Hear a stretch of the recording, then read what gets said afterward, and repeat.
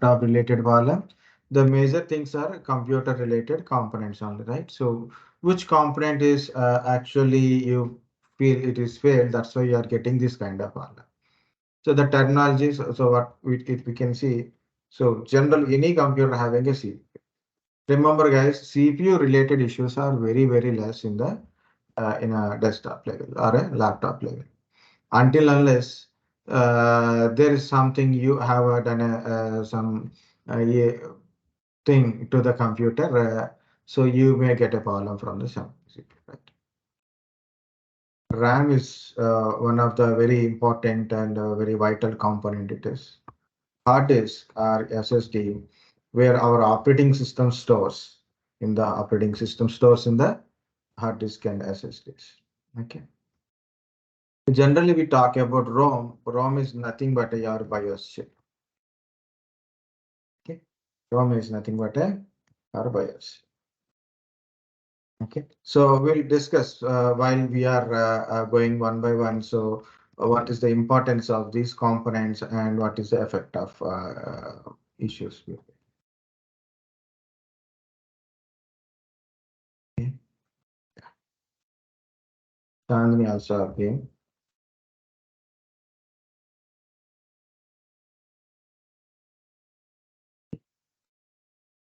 And other thing is your motherboard. Okay, another very important component is your motherboard, and system has ports like USB ports, PS by 2 port. You have a RJ45 port, network port it is. VGA, what is VGA? Like for a monitor connection port. VGA 15 pin port is there for monitor connection port. HDMI. HDMI, it is also connecting to TV monitors kind of stuff, right? So VGA to HDMI, VGA only video, HDMI both audio and video both we can able to transmit using HDMI port. Nowadays we are getting USB-C port. Okay, C type of connectivity is also we are getting. If you have a laptops, then it is a little different. So if you have a desktop kind of stuff, desktop is having a power supply, SMPS direct power supply is there.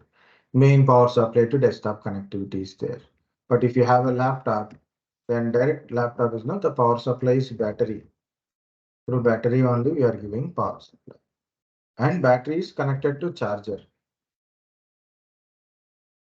Battery is connected to charger. The charger is SMPS charger. Okay, not direct connection. So these are the basic components which we are having in our system.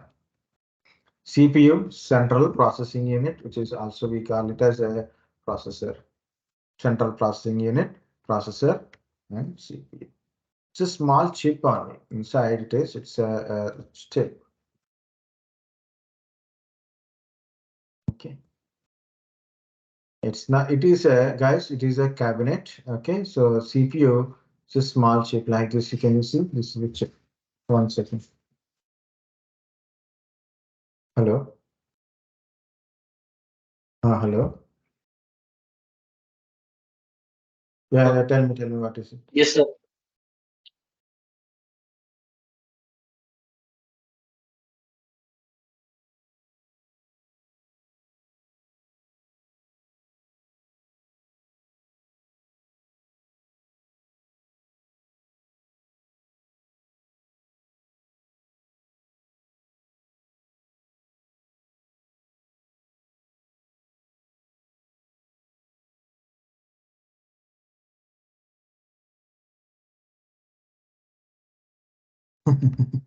Sorry guys, sorry for interruption. Okay.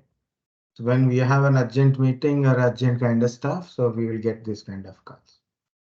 Okay. So CPU is a very small chip. It is on your motherboard. So remember that, and some are even though they from background is computers, but some are confuses in this one. So this is a CPU, this is a motherboard to install on your mother.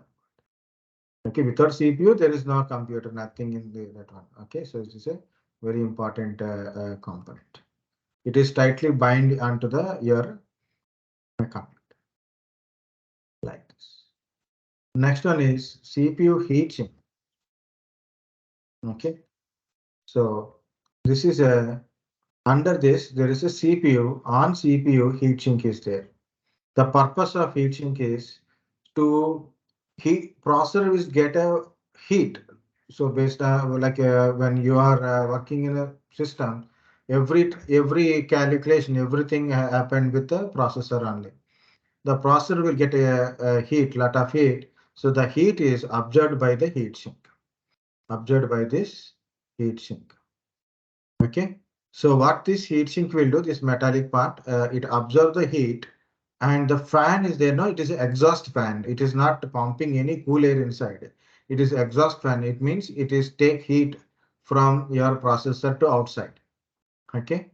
And here it is. There is a small white kind of patches you have seen. It is the bottom of the heat sink. Okay. It attached on the processor. It is attached on the processor. Okay, so what it will happen? So processor is getting heated and the heat is easy to transfer with that material, the heat sink paste material. So with that paste material, so it will transfer to heat sink. You can see Can it you is. repeat it one? Yeah, can you repeat this for one more time? Oh, I will tell you. This is the processor and here is a heat sink paste. So you apply heat sink paste on it and then on the heat sink paste we will apply, we install a heat sink fan. Okay, so because of this heat sink paste, more contact to the heat sink. So when your processor is getting heated, the heat is easy to transfer to your heat sink.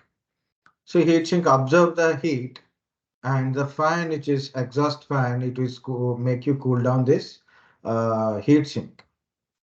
Like that, your processor maintain the a constant temperature. Not very cool kind of stuff. It is a constant temperature, not a overheating. It prevent your processor getting overheating. So then your processor won't damage. The processor is getting overheated, either continuous restarts or maybe processor is burn. Okay. If you did not install the heat sink, what happened? Processor is getting overheated, processor will burn, and then if sometimes processor is normal cost, will get it. Nowadays we are not getting normal cost also. In olden days, 1,000 rupees, 2,000 rupees also processor cost is there. Nowadays the processor is starts with 6,000 minimum. Okay. Uh, So if you go Basically, for a higher, sorry for the interruption. no I problem. mean, basically, without with the help of this heat sink paste, then only we can able to means cool down the processor. Heat sink paste is compulsory, right? Yes, compulsory, compulsory. Okay, okay. Compulsory. Heat sink paste, first is a processor. On the processor, apply some of heat sink paste on it like this. Okay, sorry. Okay, drawing is okay. And then install the heat sink. Okay. So because it give correct contact. Sometimes people will do, maybe have seen some people what they will do when they are testing the computer. What they will do, they will open the heat sink. They clean up this heat sink paste. Later they install the heat sink, but they forget to put a heat sink paste. So what happened? Improper contact. Improper contact will give more heat to the processor. Either it is continuous restarts or processor will burn. Okay. There is a confusion again. Like heat sink paste basically used to absorb the heat, like whenever a processor gets heated after running a long time, or like there is a No, no, little no, bit no, of no. confusion. When you install a processor on a motherboard, the heatsink paste is already applied. It's when we installing new processor, you got a new motherboard. Okay, so then you put a processor and then heatsink paste and heatsink fan, heatsink and heatsink fan, complete assembly like that. Okay, not whenever you got a processor heated, you don't open the system and put a heatsink paste. You don't do that one. But if you do not put earlier, Heatsink paste. Yeah. yeah, Heatsink paste is already like directly from the company side, like whatever yeah, system it when is like. either it is you buy a computer or a laptop, it is already there on the processor and heatsink also. So that's the job. Like main basically heatsink paint absorbs the heat, or like the fan inside the device absorbs the heat. That's making me confused. Like what is the main role of heatsink paint and that Yeah, fan? it will That's give making. good contact. It support for absorbing more heat from processor to give it to the heatsink. Okay, got it. When you buy a laptop or a desktop kind of stuff, when they assemble, so they already put a heatsink paste and fan everything. We don't need to put it in manually. But only thing is, I have a computer. I use it from last 5 years. Okay, I'm using it for from last 5 years. It is working good. So, but lot of dust. What I have done, so I open all the computer parts and then I clean while cleaning up. What I have done, I clean the heatsink paste. I open the heatsink assembly and then clean up the heatsink paste on the processor. So what will happen if I don't apply again?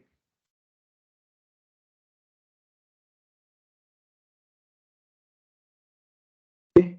See it is.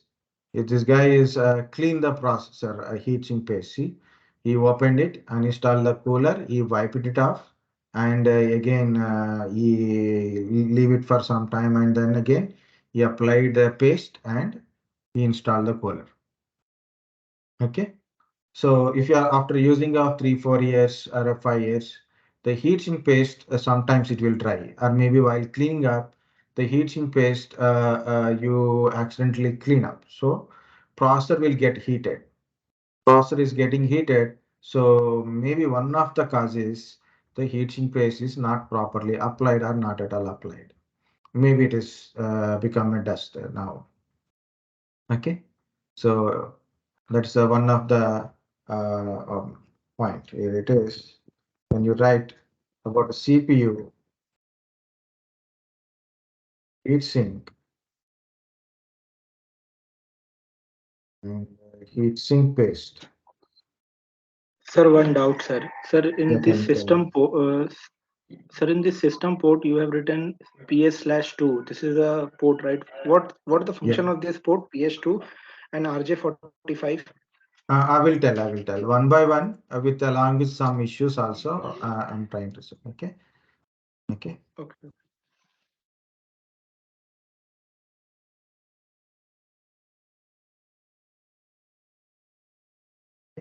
So here it is. Your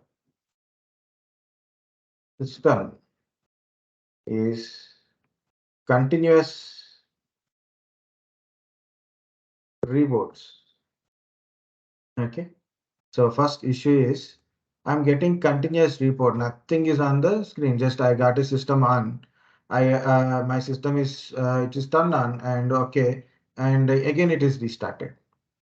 Or maybe after 5 minutes without showing any error, it keep rebooting. One time, two time, three time, four time. It's a continuous reboots without showing any error. Normally people think it is a BSOD. So blue screen of death is also not showing. No blue screen, nothing. It's a continuous reboots. So what is the possibility it is? One of the possibilities CPU getting overheat. Okay. CPU is getting overheat. One of the thing. And why it is getting overheat? Okay. Due to heat sink paste is not properly. I think. So one is the heat sink not properly installed. Maybe someone is trying to clean, or maybe someone is trying whenever they're trying to reinstall it back, but not properly installed. Not properly installed. CPU is getting overheated. So one of the reason is the heat sink paste not applied, or it is dried. After a few days, it will be dried. Not few days. After a few years, okay. It's a adhesive paste. Okay, it's not like our. It's look like our Colgate paste only, but it's not a that kind of paste. It is adhesive type, means like a grease. It never dried. But after few years, anything will be dried. Maybe it is dried or not applied properly or cleaned up. Next one is heat sink. The heat sink, that metal part is there, no? The heat sink and heat sink fan dusted. Okay, so a lot of dust in it. So you can, I will show how it is. Heat sink dust. You can see not this much dust. At least you can see this much dust. Even I have seen the really real time. So I have seen this kind of stuff. So one of our system, it is near to the window. So, and even though the full cover is not there, so a lot of dust. So one of my student working on the computer, after 5 minutes, it keep restarting. He complained, so sir, his system is restarting every 5 minutes, 10 minutes, like its the application is not working. Okay, so he opened some applications, his system is restarting. I said, no, no, no. So wait, and I open the cabinet and see the heat sink, then it is full of dust. Because because of dust, heat is not escaping. It is not escaping. The process is getting more heat. System don't want to damage the processor. It keep restart. Okay. So this is the Okay, sir. dust. Dust is also causing that kind of stuff. So compulsory cleaner. Of course, if it is a desktop, we can see the processor, assembly, fan, and all. What about a laptop? Okay, we should talk about laptop also. See, this is the fan assembly of the heat in the laptop. In the laptop, if you see this part, here it is processor goes. So this is our heat sink. It will absorb the heat, transfer the heat to like this. This fan will try to blow out the heat outside of your laptop.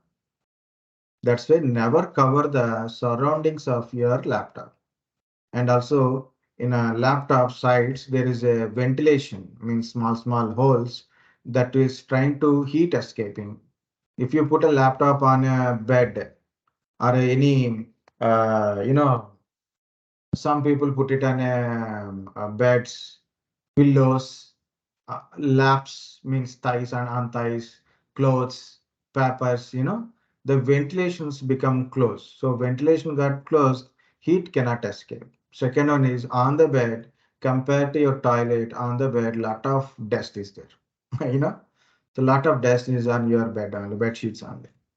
Okay, so that dust will particle go inside to your laptop. Okay, so improper cleanup means the dust also causes heat. The heat will dispute to the entire laptop. A laptop internal components will damage. Okay, so this is also one of the point. So try to proper cleanup means required if in case if it is already old laptop. So of course you can clean up. A new laptop we cannot clean. Why? Because of you have a this what we can say a warranty will be gone. Okay. So improper installation of heatsink or maybe heatsink paste is not applied or dried. Heatsink and a heatsink fan is full of dust. So what to do? Check the heatsink. Make sure it is properly installed. Clean the heatsink and apply the heatsink paste. Okay, so reconnect it back. Or sometimes heatsink is not connected. Okay, the motherboard power supply is there, it is not connected properly. Okay, so one more reason is power supply. Okay, power supply. So enough of not power supply. Usually power supply not causing this kind of continuous reboots, but sometimes people will use old desktop, means 10 years back desktop. Now they want to install some graphics cards inside. Means the cabinet is same, but they change the motherboard, in additional graphic cards, SSDs, not SSD, hard disk, additional hard disk kind of stuff. The power supply SMPS selection may go strong, then it means your system required a 400 watts. Okay, your system required a 400 watts or a VA kind of stuff. What are the watts of SMPS? But you choose 300 watts only. Okay, or a VA, which one is you take a power supply rating. So you can see SMPS.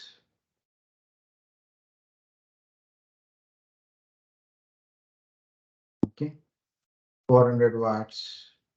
You can see the 400 watts SMPS. Okay, so there is a power rating is there, 400 watts, 300 watts power supply is there. So instead of taking 400 watts, you required 400 watts, but you have taken only 300 watts or 350 watts. So because of the low power, also may causes, not compulsory, but may causes. Generally, we take higher on. Okay.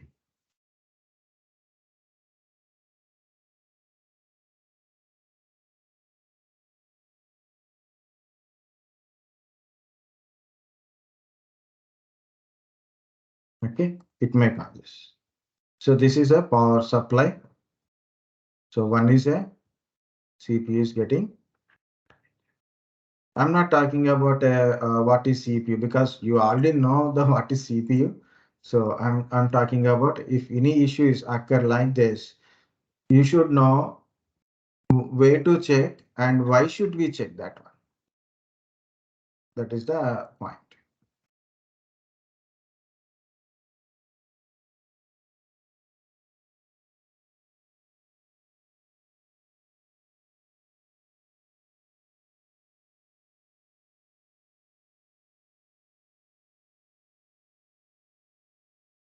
Okay, guys, anything?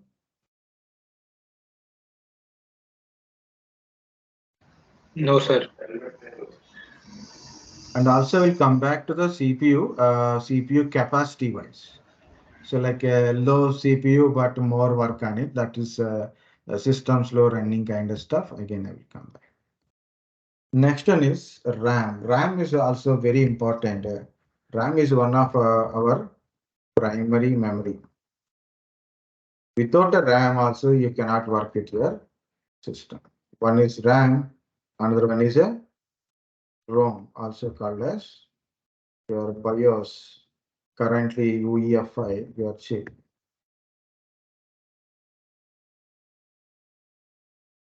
Or CMOS chip, you can say. So importance of RAM. RAM is a random access memory, temporary memory. It cannot store anything permanently. Okay. When power is off, RAM data is gone forever. It's a volatile memory. Of course, that is we already know what this RAM, if not working, what will happen. Okay. So of course, I have to tell a boot processing kind of stuff, but we'll see some part. On your motherboard, RAM is installed on your motherboard. Okay, I will show you that direct RAM on motherboard.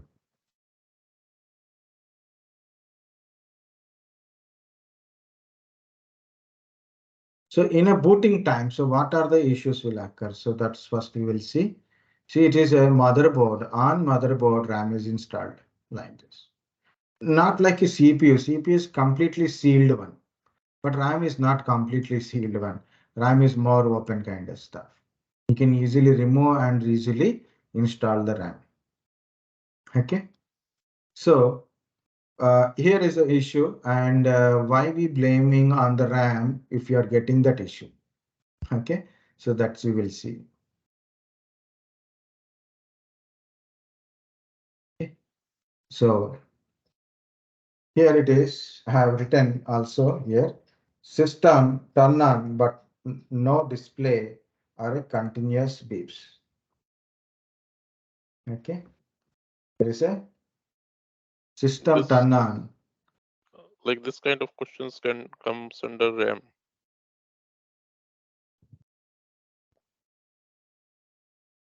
You tell me. I am asking that this kind of questions are coming under RAM. Yeah, right. Not exactly RAM, but is the RAM also one of the issue here? So like when you hear the question and when you got this kind of issue, so immediately first the way to check, then other we will check it. That's the thing. Okay. So here is this. You power on the system. You power on the system, and you see the power LED is blinking. Power LED is also blinking. You can see power LED is blinking. Okay, but no non-block button. Okay, or cap lock kind of stuff. Not displaying nothing. No non-block LEDs are not blinking. Okay, of course, nothing on screen. Nothing on screen means from the power on, you didn't see anything on the screen, not even a no signal. Okay, you can say not even no signal error. What is no signal error? If you do not connect data cable means VGA cable, HDMI cable like that. For monitor, you are not connected that data for connection, not power connection. Monitor connection you didn't given properly, no signal will display. You can see monitor.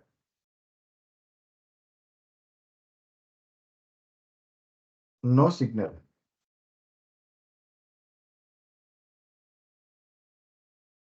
Okay. So it will show no signal kind of stuff. On monitor, no signal means, so usually the background inside, you can see the main VGA or a HDMI cable is not connected from your system to the monitor. Okay. If it even not even no signal, it means it's not a display related issues. Okay. It is not a display related, means not a graphic card related, not VGA related problem. The problem is here it is, either it is RAM. Usually when you move the desktop kind of stuff, RAM sometimes lose connect. So what to check it? Okay. You may hear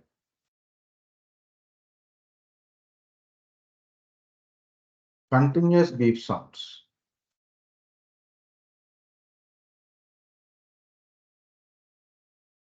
Or no beep sounds. There is a reason if you don't hear the beep sounds also. Okay. On your motherboard,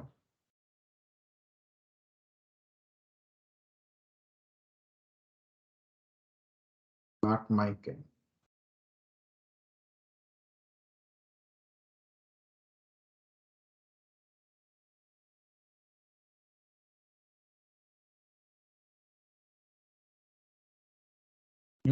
This kind of buzzers or a small speaker kind of stuff installed on motherboard. If motherboard having this kind of stuff, you can able to hear a beep sounds kind of stuff, continuous beep sound kind of stuff. Okay. continuous beep sound kind of stuff. If it is not installed, you may not hear. If it is installed, you may hear. Okay, either you hear a continuous beep sound or no beep sounds. Power LED is blinking, but no num lock or a cap lock or a hard disk SSD LED. Okay, so you can see no num lock button, no cap lock button, or and not even a hard disk LED is not blinking. Nothing on the screen. So one is we can assume it may be RAM issue. Okay, it can be a RAM related issues. So when you hear this kind of issue, so we can assume it is RAM issue. It does not mean it is always a RAM, but mostly we blame on the RAM only. Okay, so why we are blaming on the RAM? I have shown this picture. You can see the RAM is not a very tightly coupled kind of stuff, not a purely installation kind of stuff. It is sometimes it is some people will remove and reinstallation time not properly connected. RAM is not properly installed. RAM is not properly installed. Or sometimes test. Okay. RAM, not dust, dust, dust. Okay.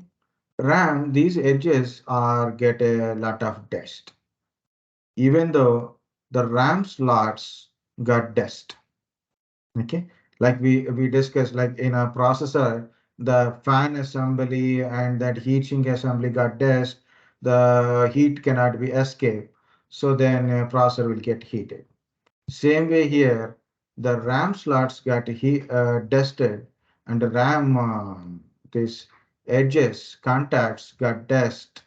So what happened? Improper contact. Improper contact. So what we have to do? So open the cabinet, remove the RAM and clean up the RAM with the eraser kind of stuff. Generally people use eraser because it's not it's a kind of material, it's not a contact or a insulator kind of stuff. Okay, so it don't harm your RAM, but we should not rub it very hardly, but it will try to clean up that edges. Okay, use a normal eraser only, not like this very tiny one. Okay. Next one is also, you can use a blower. Yeah, here it is a good picture. It is. You can use a handy blower. Don't use vacuum cleaners. Okay, so use a blower to blow out the dust inside this RAM slots. Okay, so guys understand how to check it and how to resolve that kind of stuff. It can be a RAM issue. Yes, sir. Right. RAM not properly installed. Not properly installed, loose connection. If it is a loose connection, what to do? Reopen, completely take it out and reinsert it. Okay. What to do? Take out from RAM slot and reinsert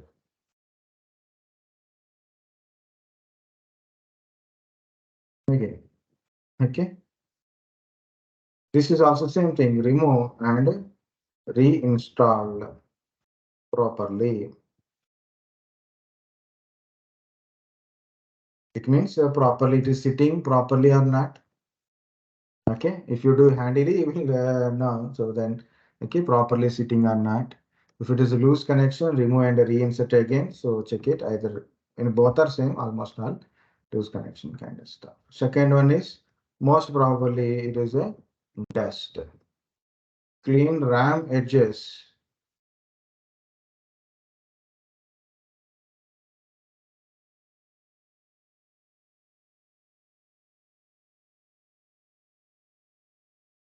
clean RAM edges with the eraser.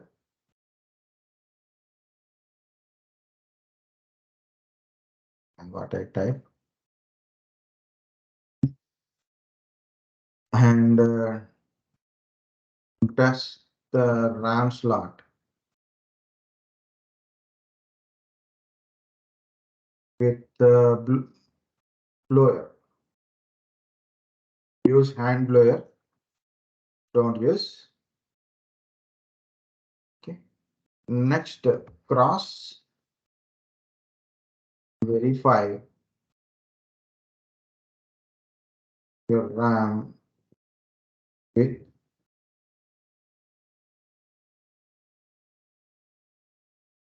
the RAM or system and stuff. What is this cross verification? Okay, of course, the really people are, what we can say, hardware repairing people are there. So they have an equipment to check the RAM. But generally in office, in small organizations, homes, we do not have a special equipment to check the RAM or a processor or a motherboard, right? So what we will do, so we take out the RAM, install into another system and verify so whether RAM is problem or not.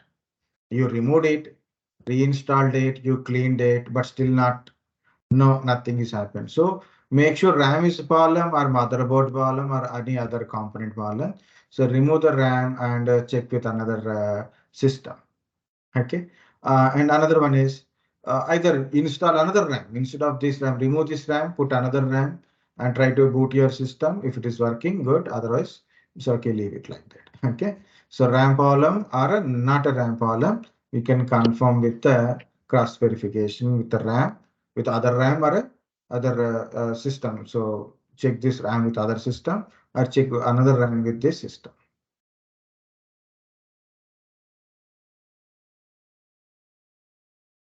Okay. Yes, okay. Very good. Okay, so here it is. We discuss two important things. That is, here it is. Yeah, we'll go to this system not turning on. System is not turning on. So here it is. So many common things are there. Okay, some people will ask questions by chaining up. Means system is not turned on. What you do? Yeah, system is turned on, but no display. Okay, if no display means not turned on like that, so people will try to confuse you. So you have to check with the proper kind of stuff. Means not to turn on means not even a power LED, not even a power. You press the power button, no LED blinking, nothing on the screen, no beep sounds. Okay, so you have to get to know, because when a user or a client will tell you like so many things, right? So you are already in that one. Okay, so people will tell you so many things. Oh, my system is not turned on. Yeah, turning on means what? What you are able to see on the screen? What is LED is blinking or not? I think you all know this joke, right?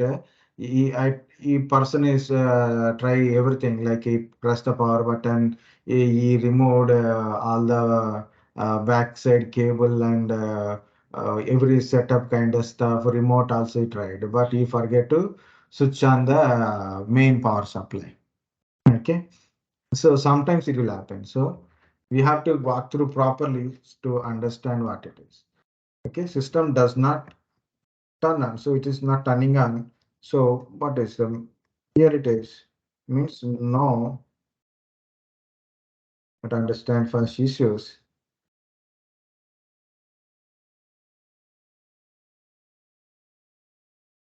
Power LED blinking,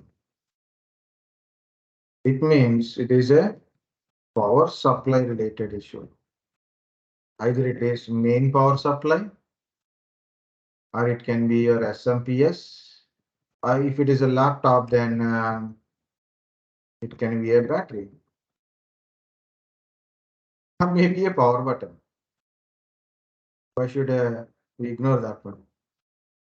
Okay, so no LED blinking, it means power supply is not there. Okay, power LED is blinking, but other functionality is not there. Then we can think about other points in the system. Okay, no power LED blinking means it may be your power supply. Maybe it is a loose connection. Maybe SMPS is not working, or main power supply is not there, or maybe battery is disconnected, or maybe batteries overly discharged, kind of stuff. Or maybe a power button is also not connected properly. Okay, what to do in these cases? If it is a desktop, okay, if it is a desktop, what we will do? So check the power supply, main power supply. Okay, main power supply, and check SMPS is running or not. Okay, backside of SMPS there is a SMPS fan. SMPS running or not. Check SMPS means check SMPS running or not. How to check it? So SMPS backside, and there is a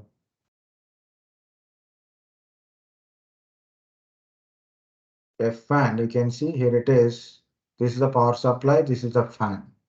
The fan, you can feel that little air. Fan is running means SMPS is running. Important is SMPS is running. Okay. Next is front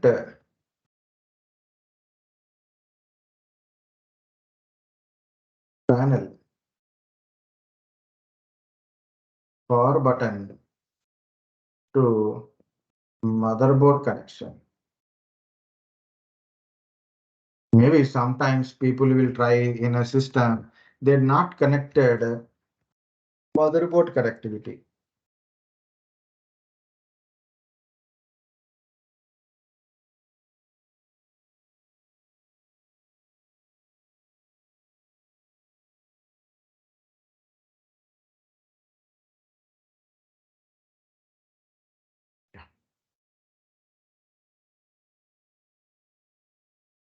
So this is the for some system it is a power front panel on motherboard. It is, you can see here it is on motherboard power connection. It is. Depends upon model to model, the shapes can be changed. Like sometimes it will shows like this also. Okay, yeah, here is some more connections. You can see here it is power LED connections, power LED connection, power button kind of stuff, reset button, hard disk LED button. Some people will complain hard disk LED is not blinking. So maybe it is not connected properly onto your motherboard. Okay, power LED. Okay, reset switch, power switch. Okay, hard disk LED. These are the front panel power connectivity, that kind of stuff. When you press the power button, so how it will run? So that will connect it to your.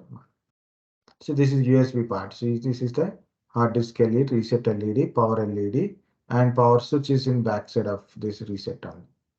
Okay, to avoid a confusion. So they have to follow the proper chart to connect it also. Okay, if it is not connected also, system is not online. Cable connectivity is also like cable is not properly connected. Yeah, right. That's I said. With the Power supply, main connection, main power supply, main power supply. The cable, power card main means it is like a power card connection. like You didn't. power supply is proper, like cable is not properly connected with devices. Yeah, loose connectivity. SMPS to main power supply. That's we should write like this either. SMPS backside SMPS to your wall mount kind of main powers or power card. The improper power card, loose connectivity of power card is the problem. And SMPS also you have to check it, front panel connection. One more is there, you remember SMPS to motherboard. Okay, SMPS to motherboard, there is a power connection. Maybe if in case.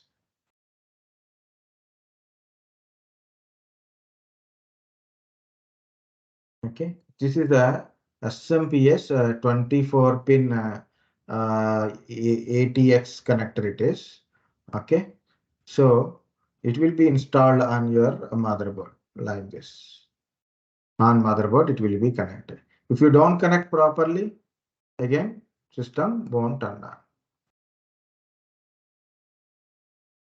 System won't be turned on. So that's the point I'm trying to say. Okay. And of course, one more connectivity is there. CPU additional power supply is there. Separate 4-pin, 8-pin, 6-pin connector is there. If that is also not installed, also you may get not a improper. System will turn on, but not a completely turn on kind of stuff. Okay. So check the all power connection type, means your main power supplies there are not on the wall, and they from there to your SMPS connectivity, from there SMPS inside your system, your power button to your motherboard and SMPS to motherboard, the connections we have to check it. Okay, so make sure that SMPS working or not. If SMPS is, you feel SMPS is not good, okay, so then cross verify. Okay, that's the point. What about a laptop kind of stuff? You have a laptop. Laptop do not have this so many connections, right? Of course, older laptops get a lot of power related issues. That only the service center people can do it. We cannot do manual. But thing is, check the battery. Battery is charging or not. If not charging, use some battery resetting tools to recharge the battery, or maybe suggest them to change the battery. Next one is charger. Some people put a charging and forget to switch on. Some people, they don't know whether charging happening or not. Okay, so compulsory the battery charger is also very important. So make sure that is it showing that the symbol like a battery symbol is showing a charging or not charging kind of stuff. Okay, so compulsory check the charge or try to make sure that you have to replace the charger and replace the battery if in case the power issues. If in case power button issues, we cannot do it because this is a laptop kind of stuff, more sensitive, and then we have to raise the complaint to the a person. Means, for example, you are using a Dell computer, Dell laptop it is, or maybe HP laptop.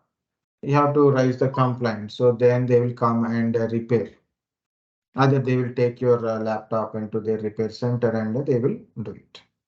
But in generally, so the battery is completely discharged, the power is not on. So compulsory verify that the battery is still getting a charging or not kind of stuff. Check the charging. We can Yeah. give kind of stuff like changing of drivers, especially in laptop, like updating of drivers can be there, installing the drivers directly from Microsoft Store, or in the case of a laptop especially. Yeah, laptop depends upon your model, like you are using HP, Lenovo kind of stuff. There is a battery management small applications are there. So they will try to repair your battery related kind of stuff. Not much effect to those ones. Mainly Because cases I of have tried drivers personally. in, yeah, okay. But you can try. But there is a battery management that is also a good point. It is battery management kind of stuff is the Lenovo battery management for this particular model. So they will try to figure it out how much your battery utilization. Sometimes it is every within a 15 minutes or maybe within a 2 minutes also battery disconnects automatically, discharges only. Okay, so that kind of stuff it is analyzed whether you should reorder or not. I tried all the things. I went to Lenovo store and buy a new battery. Okay, but you have to analyze before you are getting. Three issues only we will discuss. Yeah. Now we'll see this part and then we'll go to the other kind of stuff, because when you are suggesting or running, so which port exactly it is and how it is look like to connect a system. So we know the everybody know USB ports. Okay.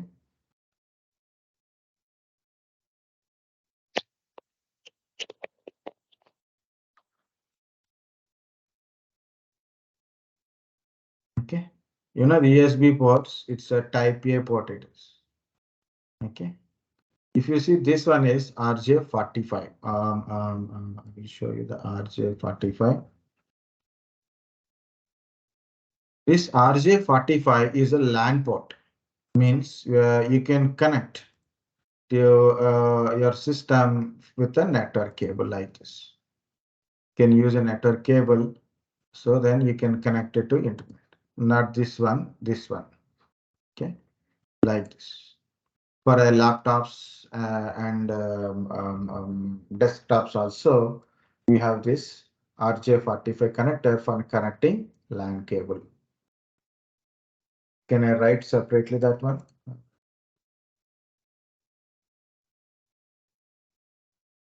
RJ45 for LAN connection. Can connect to LAN cable. Exactly, say for network or internet. Connect LAN cable. It's a standard function.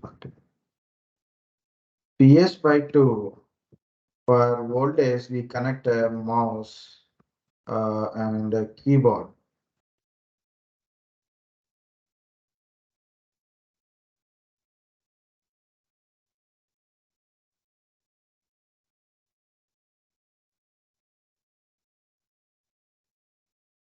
Yeah, this is how it is.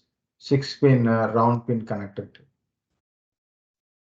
So it is in later days, it is removed this PS by 2, and recent years they introduced by combining PS by 2, because every time you are allocating two USB ports, for one for keyboard, another for mouse, right? So instead of that one, so you can save some USB ports. So then if you are having a PS by 2, so this is combined one. This is a separate one. This is combined. Means for one for a keyboard, one for a mouse. You combine means either you put a keyboard or a mouse. Okay, that is PS by 2.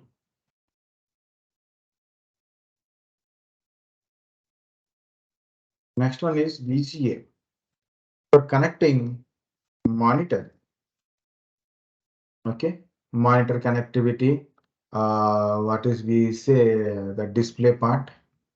Okay, projectors. You have a projector kind of stuff, right?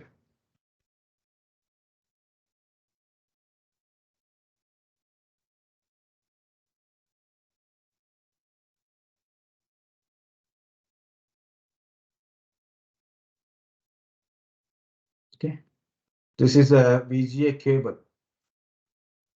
Okay, VGA cable one is going to your system, laptop VGA port or a desktop VGA port. Another is going to monitor or a projector kind of stuff.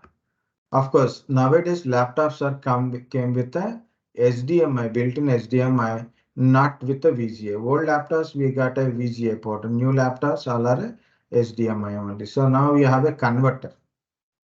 You want to connect your laptop to a projector with HDMI directly. We can connect. Otherwise, if you have it's a old projector VGA connector, so we need a converter. Okay. So some are reverse converter because I have old laptop, new projector. So I need a reverse converter is required. So HDMI to VGA converter is also required.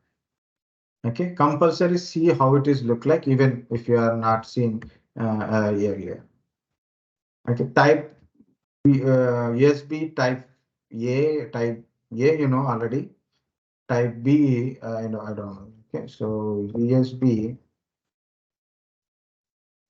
type A, B, type C. We'll see that those things. Okay, so type A connectors are like a flat kind of stuff.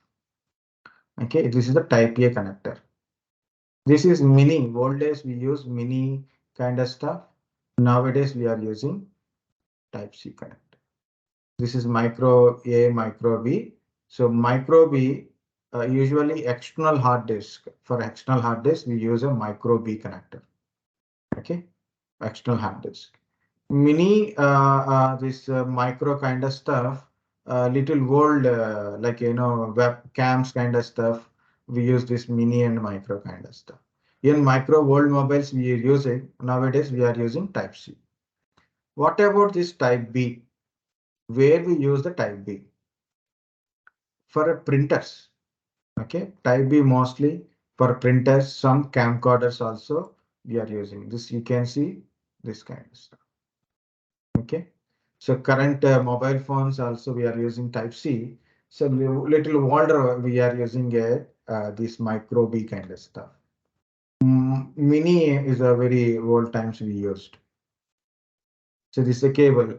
So this is going to a printer and this is going to what we can say. What is this?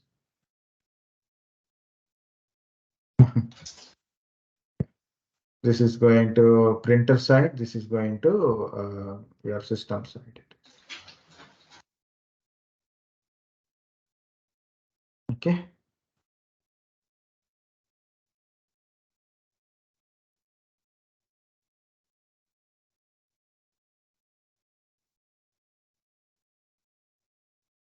So different ports are there. So when you are telling, so connected to this particular port, and also we have to tell how it is look like. Okay, have to tell how it is look like. So then how to connect, and if there are connecting properly or not.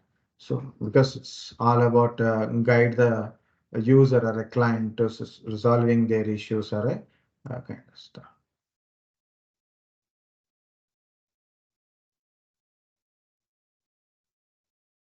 Guys, got it? The port kind of stuff.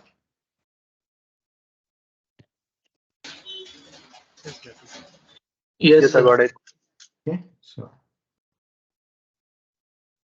USBs are universal serial bus means any different type of things. Even though LAN cards, like I said, RJ45 use a LAN cable kind of stuff, right? Patch cable, LAN cable, we can connect it. Okay, but you do not have RJ45 in your laptop. You can connect it to USB with a converter, USB converter instead. Okay. Yeah.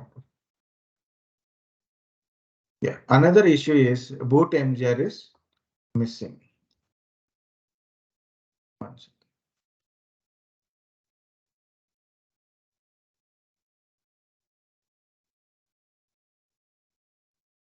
What is this? Bootmgr is missing. Actually, I have to start with something. What is that? It is a post. Okay. So I didn't start the post. So small point, I will add it. Power on.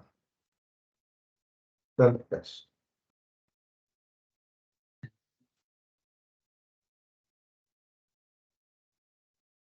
One, 2, 3, 4, 5, 6, 7, 8, 9.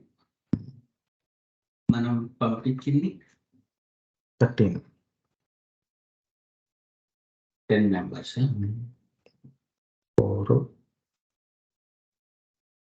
8, and 9, 10, 10. 9 members actually. 2, 3, 4, 5, 6, 7, 8, 9, 10, 11 వచ్చారు. 11 వచ్చారు. Okay correct.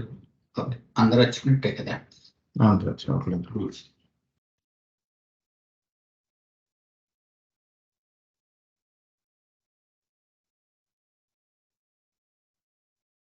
Okay.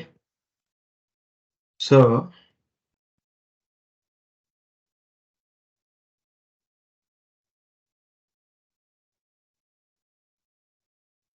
understand the boot process. What is the boot processing? You start your PC. Exactly say you press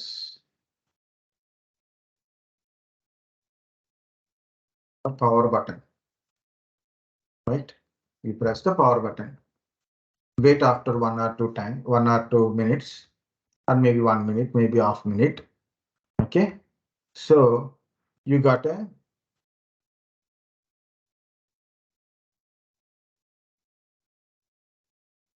screen to work, right? So you went to the computer, you are going to the laptop, you press the power button. Okay, you press the power button, and after some time, you got a screen to work. You can start working on your system, right?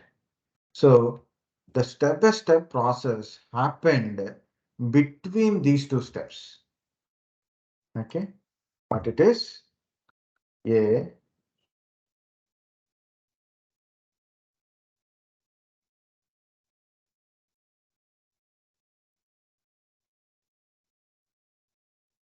to keep disconnecting now.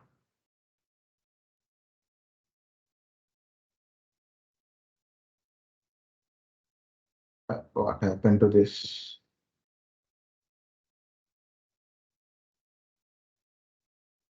It's step by step.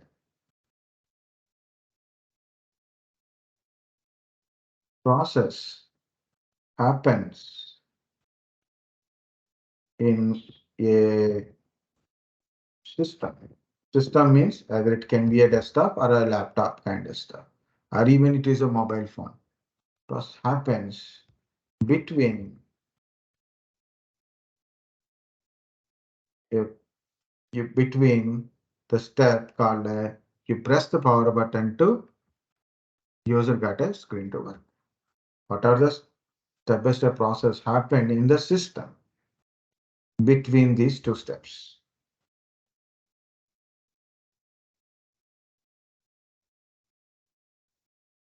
Okay, simple to understand.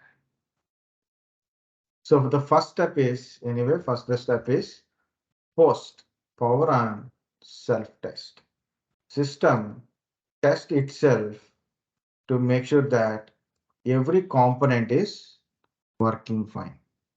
Power on self-test. System is testing.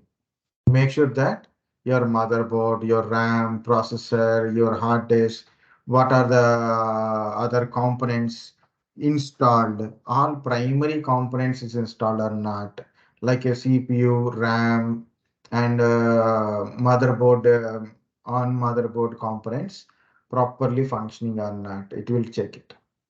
Other things also like a hard disk is connected, LAN connected, graphic card is connected. Like that, it is also checking what components are connected to the computer. The system will test itself.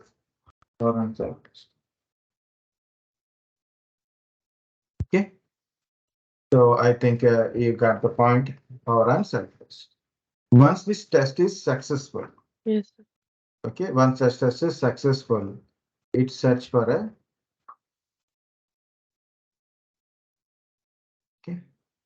MBR or GPT record. Where this record stores, of course, your BIOS chip or a UEFI chipset having this MBR or GPT, where it is located based on the boot priorities.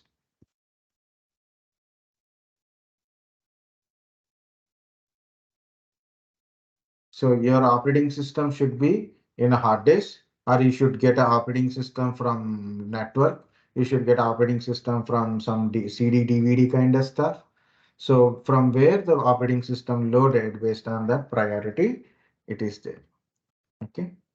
Next one is once this MBR record located and find out bootloader.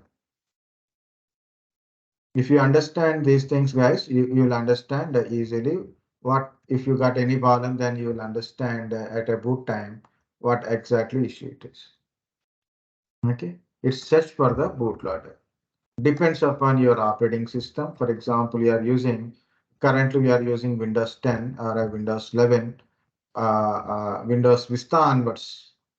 Exactly say if you are using Windows Vista or a 7 or 8 or 8.1, Windows 10 or 11, your bootloader is bootmgr. Okay, you're currently bootmgr.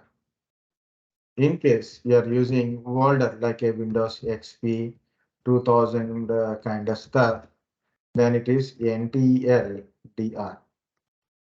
Your bootloader is ntldr. Just in case you are using Linux, grub current version is grub2 or lilo.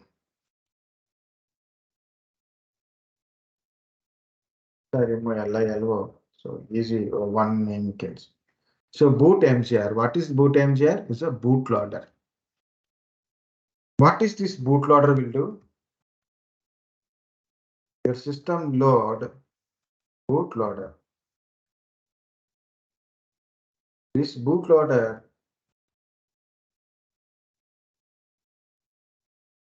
tells where is full operating system and how to load OS. Okay, so where is an operating system? Bootloader only is a booting purpose, means just so initial loading purpose only. Okay, so it is initial purpose only. So like Sir, this sir, yeah. sir, this second part, search for MBG GPT record based on root priority. What does it mean? Yeah, in your system, operating system can be loaded from anywhere, right? So from your hard disk, maybe first hard disk or second hard disk, maybe from CD-ROM, maybe from network, okay, maybe from pen drive. Okay, so that is okay, sir. Okay. Inside your CMOS chip, means your BIOS chip having a boot priority. Okay. Okay, it will check that from where. Okay, means it will check from where the operating system needs to be there. Na this from where loaded. Load. Very good. Okay. It is inside your BIOS chip. Okay. So in your BIOS, we have a priority list is there. So when you power on your system, so system will check the boot priority in the BIOS. It will check the boot priority. First priority is CD-ROM. What it will do? It will verify from the CD-ROM. Okay. In CD-ROM, no bootable disk, no operating system. Then it will check the second priority. Second priority is hard disk. So in hard disk OS is there, then it will load. Third priority is USB drive, but it won't check because you already find a OS in the hard disk. So priority is there given inside your system. OS we can load it from USB, right? So like that. So based on the priority it is.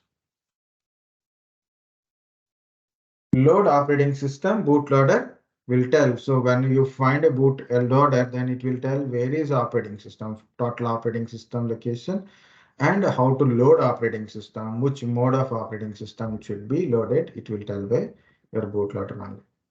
So OS is loaded now. So what we will get it, you'll get a login screen. So user login with password or without a password. So login to system. Okay, users, service,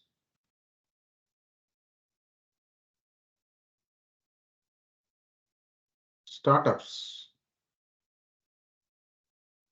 will start automatically.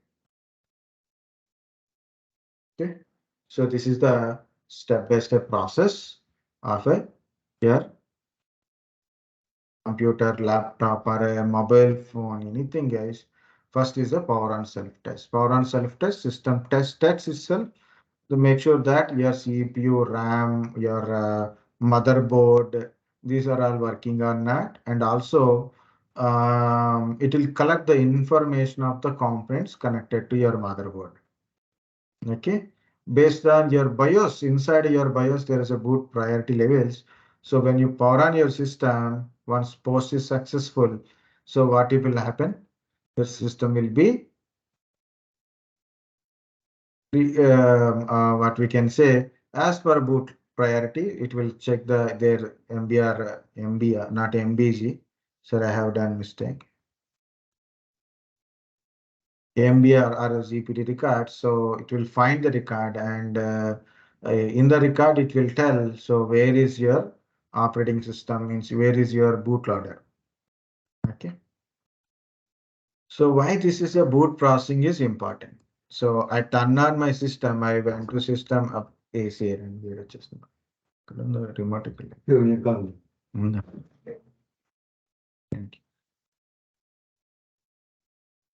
you. Okay, so I turn on my system. I'm getting an issue. That is what it is. So now display continuous beep sound. So it is nothing but a post failure. Why? Because of your RAM got an issue. It's a primary component is failed. RAM, okay. It is a also post failure because of post failure. So you are getting this issue.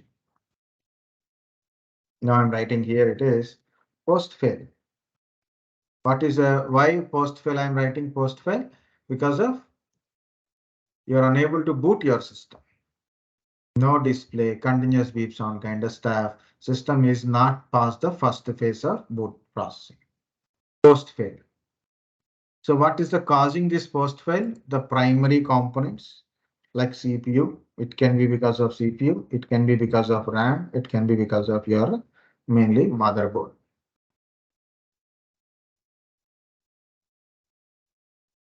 Okay.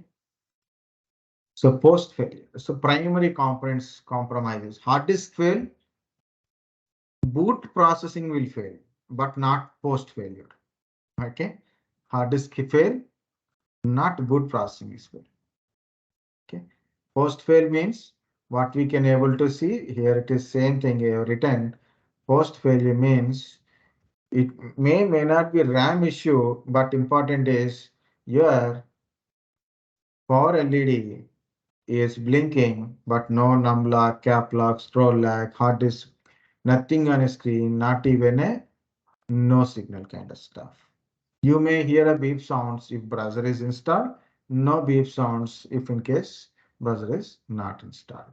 So it's a purely, it is a post fail. I will write here. It's a post failed kind of stuff. So generally where we check it, we'll check it on this thing. So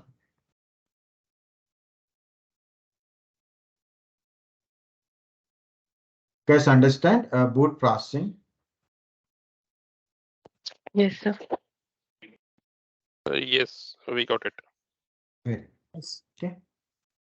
Now it is, this is a new error. It is what it is. Bootmgr is missing.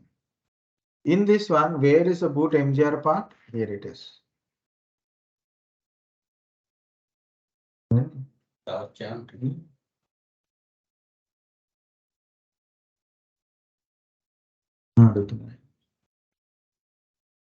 So here it is, bootmgr. It means on your screen, it is showing bootmgr is missing. It is not a post error.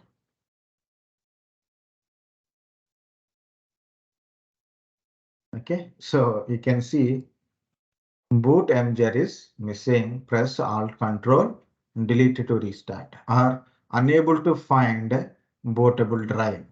Means I came to system, so I power on my system. I got something on my screen, and suddenly I got a Bootmgr is missing. It means it's not a post error. So no need to check the power connections. No need to check the motherboard, SMPS kind of stuff. Okay, so no need of checking RAM also. So it's not a post error. No need to check the CPU also. Okay, it's not a post error. No need to test and also. So here it is. It's a purely two kind of stuff. One is your hard disk or SSD failure or a operating system corrupted. It is possible your hard disk is failed means corrupted or OS is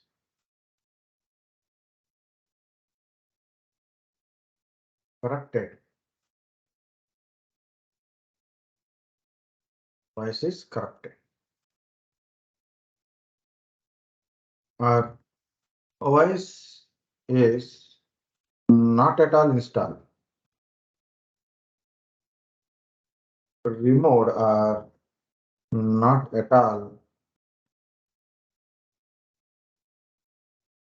Nothing. It's a fresh system, and one of your friend, for example, it's a fresh system. He got with a new computer, no OS inside. He pressed the power button. He got a Bootmgr is missing, and he got something fear like what is happened, what is happened.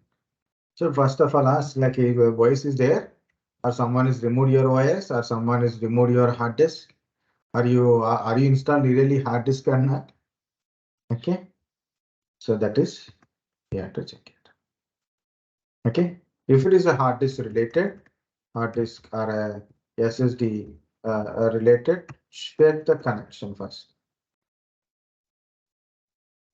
Check the connection. Connectivity, loose connectivity problem. So sometimes loose connection. Connectivity issue. So check for a loose connection. So data cable replacement. Try to replace your data cable and check the connection. Power connection to hard disk or SSD depends upon your SATA connected it is. So make sure cross verify your hard disk. Always important. Cross verify your hard disk with the other system, other hard disk kind of stuff.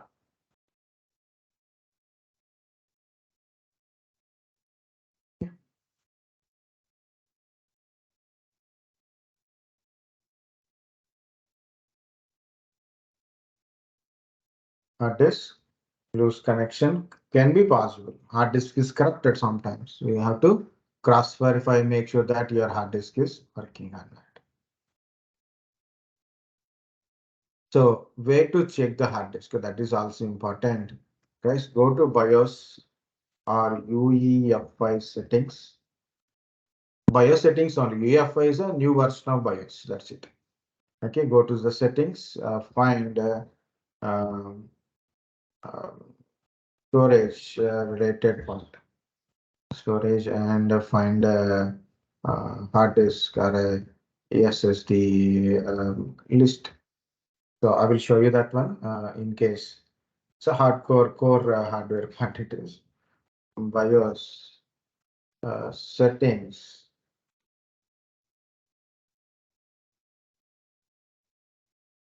Hard disk. Can you see like a SATA control mode kind of stuff it is showing, and hard disk if it is hard disk is installed it shows. Yeah. So it is showing for a VMware no problem, anything is good. Yeah, this is also good. See, it is a boot device It is showing USB and a SCSI disk kind of stuff. Okay. It's not detected, not detected, not detected, not detected, not detected. It means hard disk is not detected. Either hard disk is gone. Okay. If you see here also, hard disk details are showing. It means hard disk is detected. So make sure in the BIOS. Okay. In BIOS. In BIOS settings, find storage related like a hard disk SSD connectivity.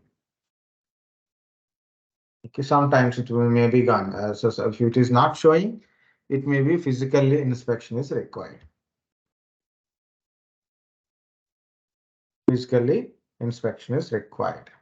But in this physical inspection, so also we have to be careful to do it.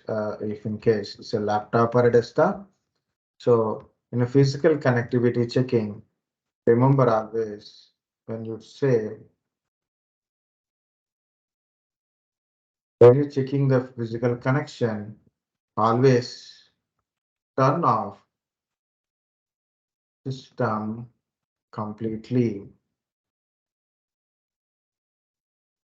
Okay, remove all power connections. Okay, main power supply, battery power supply, whatever it is, remove all power connections. And then remove cabinet or whatever the cover kind of stuff you have. If it is a laptop kind of stuff, remove the cabinet kind of stuff. Okay, connect or so disconnect and connect the devices or cables. Okay, connect and disconnect the cables. So once your work is completed, okay, assemble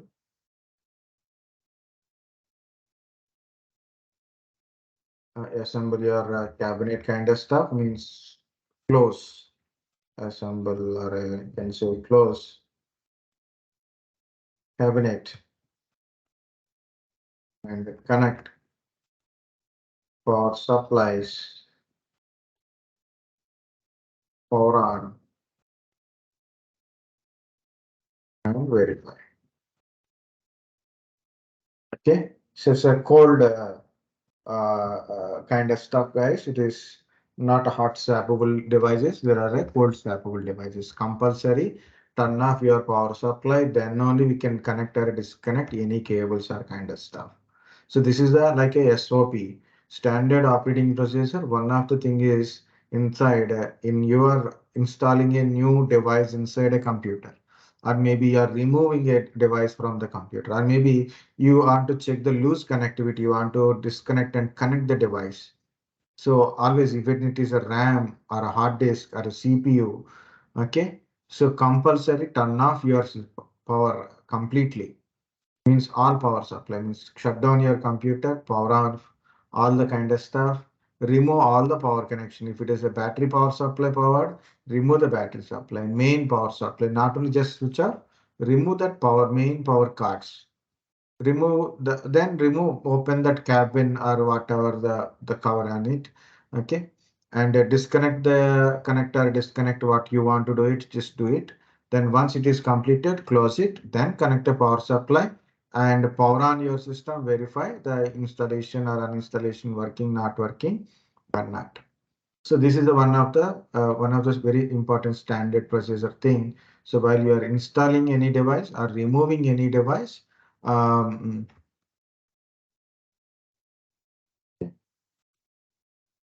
physically you install any device or remove any device or replace any device, okay, or connect or disconnect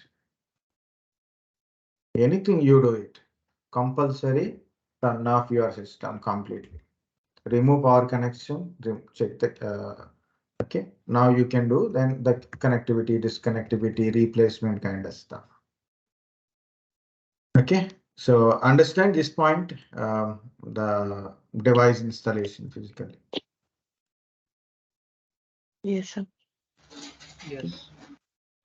So here it is. We Yeah. discussed about a hard disk. Very good. Thank you.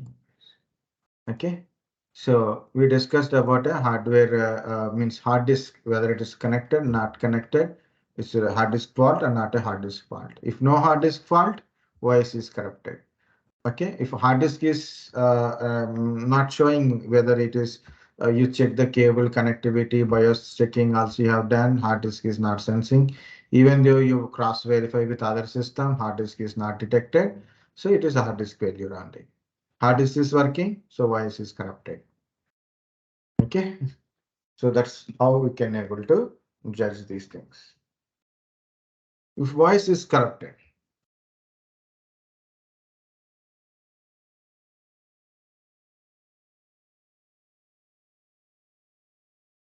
what to do? The voice is corrupted, what to do? So there's a few choices like a boot repairing kind of stuff is also there. Like one choice is there, like a startup repair. You can do startup repair. So you can use repair days and you can try startup repair in a Windows 10. In Windows 10 or 11, so you will get a use repair days or DAT, D-A-R-T, DAT disk is there. So I don't want to put it. It's a separate software is there. So you can use repair disk kind of stuff or OS install DVD. Okay, so go to repair. Then you can try startup repair. So here it is. It may try to repair your operating system bootable files. Okay. Another one is OS completely corrupted. Then it is. Sorry, I'm unable to recollect. That is our assumption. Startup repair. Okay. So this is the startup repair. Fix the problem, keep Windows from the loading. So this is also useful. The startup repair also useful for a startup repair. Okay. So useful for a, Windows keep loading kind of stuff. Okay. Keep loading means where it is here. I will show you that one. Windows keep loading. Can you see? It's showing like this. Even you wait for 5 minutes, 10 minutes, 20 minutes, it is showing a keep loading kind of stuff on it. So what is this? It may there is a some bootable files are corrupted. Okay, some bootable files are corrupted. So then it is not. Yeah, it is not OS. It's not only OS. OS boot Sorry. files are Yeah. corrupted. Yeah, tell me. Then we will going for a startup repair, right? Yeah. Okay. So startup repair basically used for the process in which Windows keep loading to repair it or reset all the files. You don't reset anything.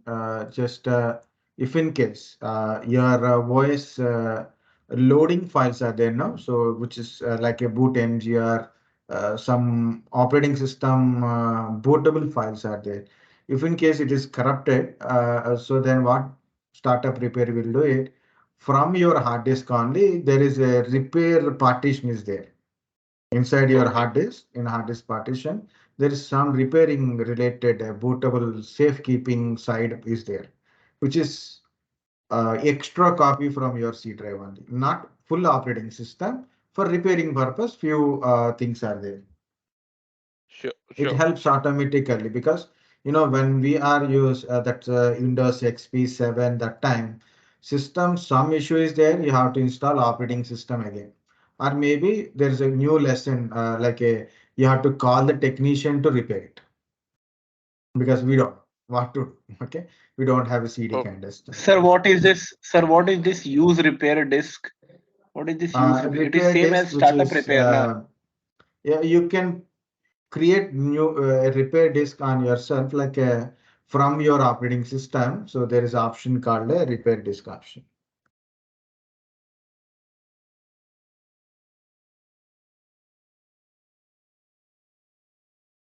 No, it's not showing. Here it is. I'm going to backup and restore.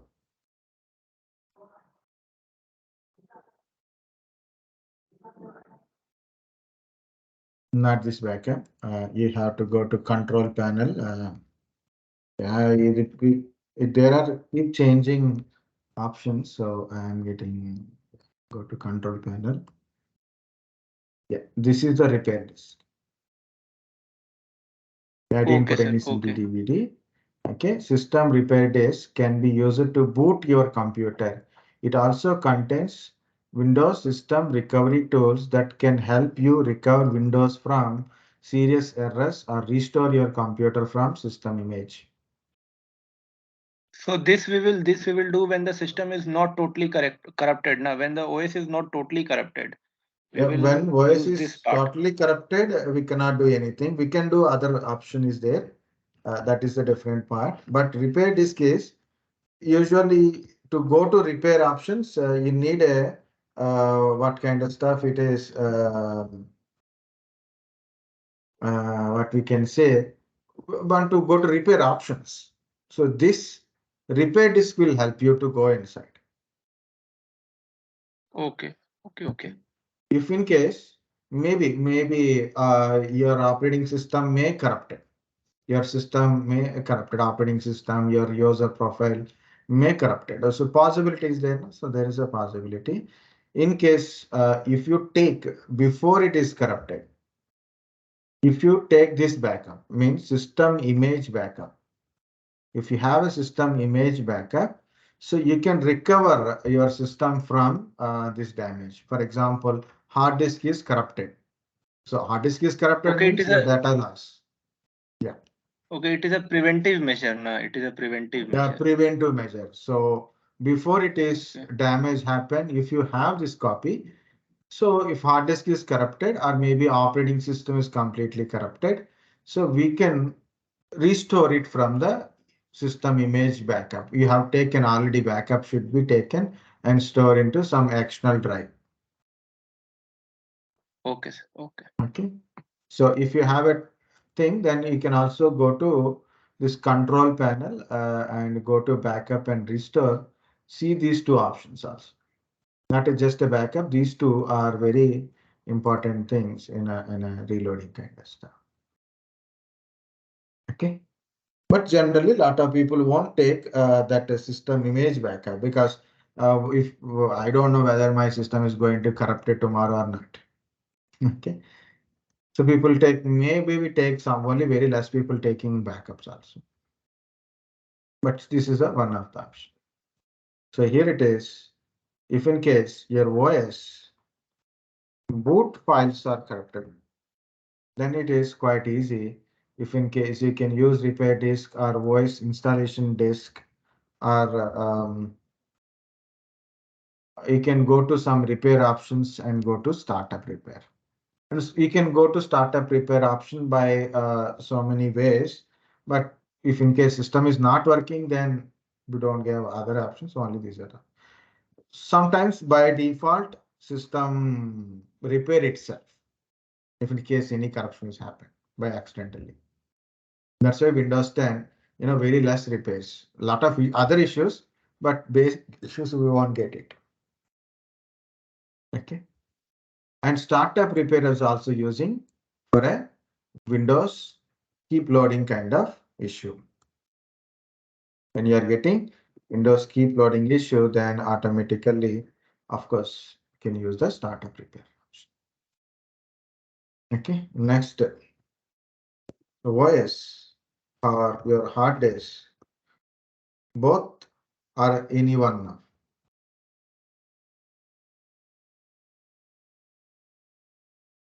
Corrupted. So if you have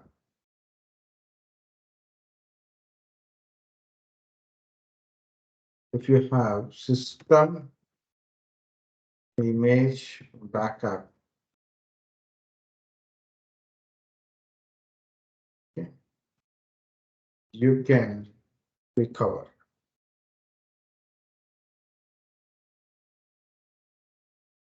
You can recover from it. Okay. If you have already taken system image backup, you can recover your system operating system from it. Your hard disk is corrupted. You connect a new hard disk. You connect a new hard disk and then install operating system in it. Okay. Sorry. What we can say, you connect a new hard disk. You have a system image backup, and you can restore it. Or your operating system is corrupted, so you clean up entire thing and restore it from the system backup. If you do not have system backup, so simply buy a new hard disk or maybe replace the hard disk and reinstall operating system. If you have a backup files, restore the backup files only. You have taken a backup of a files. Entire system you cannot recover once. Okay. One scenario, but one question, but so many kind of solutions. So one same solutions, but simple. No system image backup. So then what to do? Reinstall OS. Nothing you can do. Restore data from backup if you have.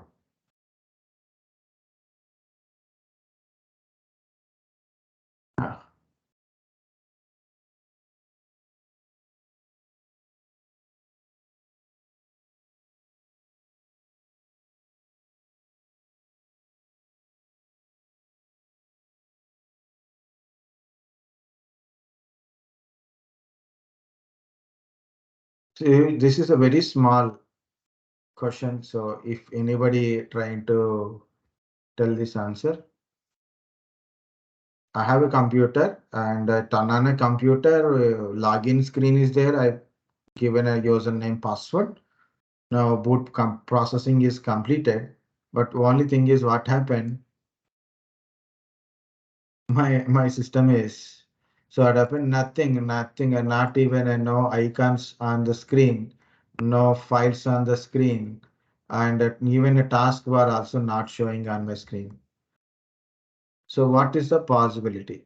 Where the issue is there?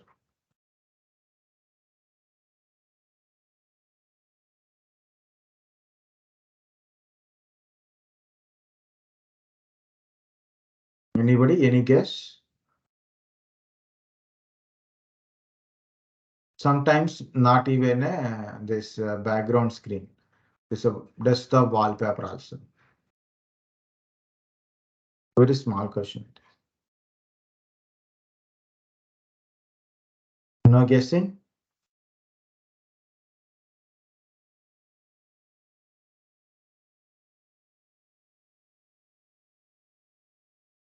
Uh, yeah, if I say in backing up the system, sometimes some files get deleted, maybe due to the reason.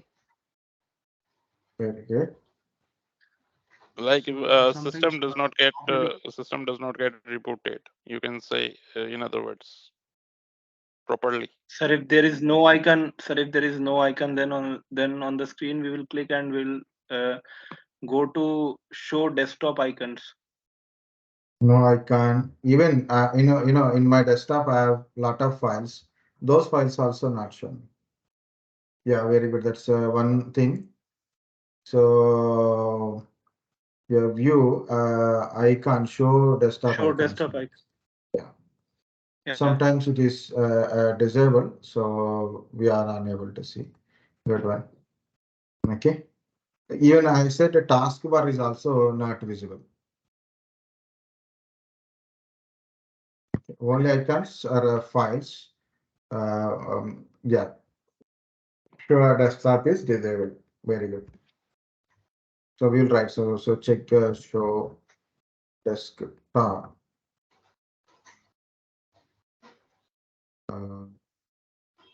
Disable.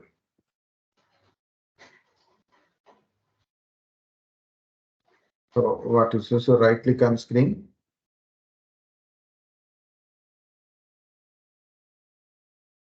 Right click on screen and go to view by.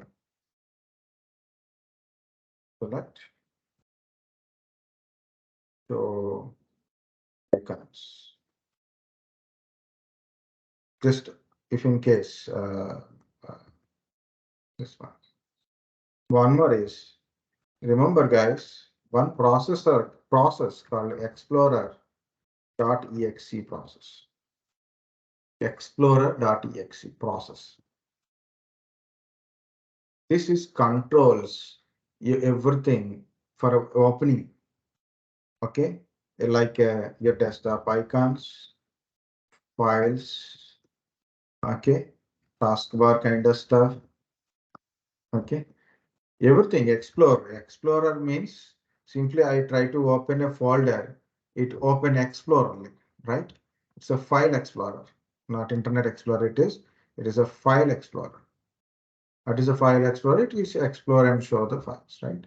So like this Explorer.exe process controls this entire what are you able to see on the screen, the folders or files or a taskbar kind of stuff, even the desktop background kind of stuff.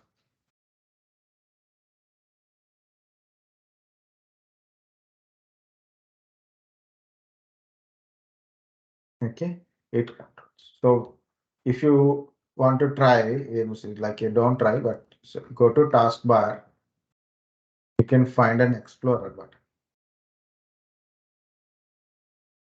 This is Windows Explorer. In case this Explorer process not loaded, for example, I'm ending the process. You can see where is my icons. Can you see anybody see my black screen? Yes, Yes, sir. sir. We can Yes, see. we could. Yeah, so nothing on my screen. Okay. Yes, because of Explorer, you have closed the Explorer. Yeah, I ended the Explorer.exe. Sometimes for some system, this Explorer.exe is not loaded properly or corrupted. So what happened?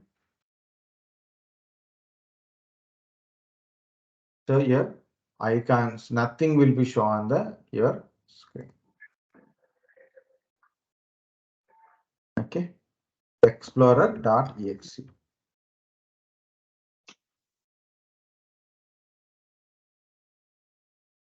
If it not working, then we have to open the taskbar or run and get it start manually.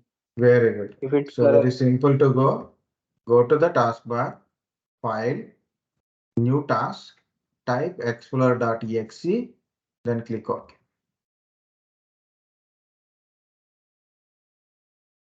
But how to go to this taskbar? For example, you start a computer running, Control suddenly the Shift Escape. explorer.exe is crashed. Control Shift Escape. Yeah, okay, nothing is on your screen. So Control Shift Escape. So it Escape. will open. Yeah. Now what to do? File, new task, explorer.exe, click OK. Now again, everything will work. Or you can use Alt Control Delete. So there you can find explorer.exe. and then you can connect.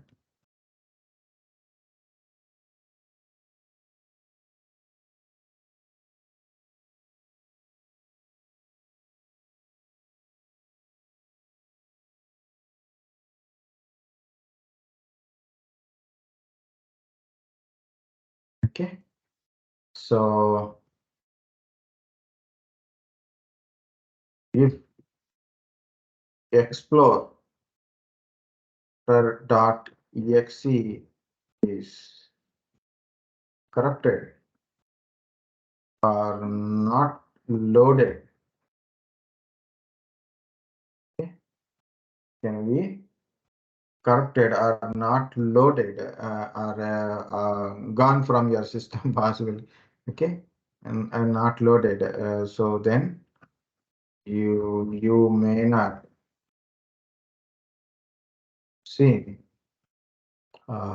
icons or files or folder, wallpaper,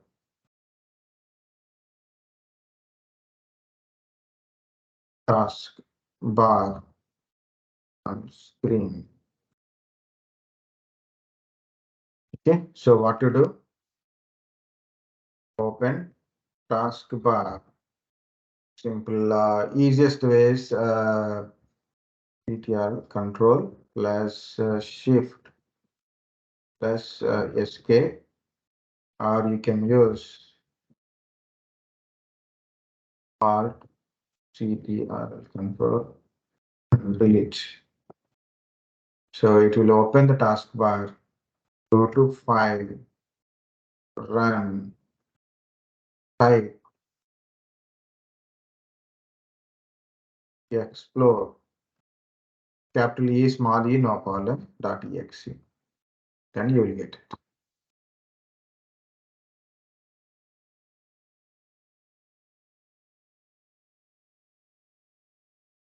Okay. So this is the one. No icons, no desktop, client desktop.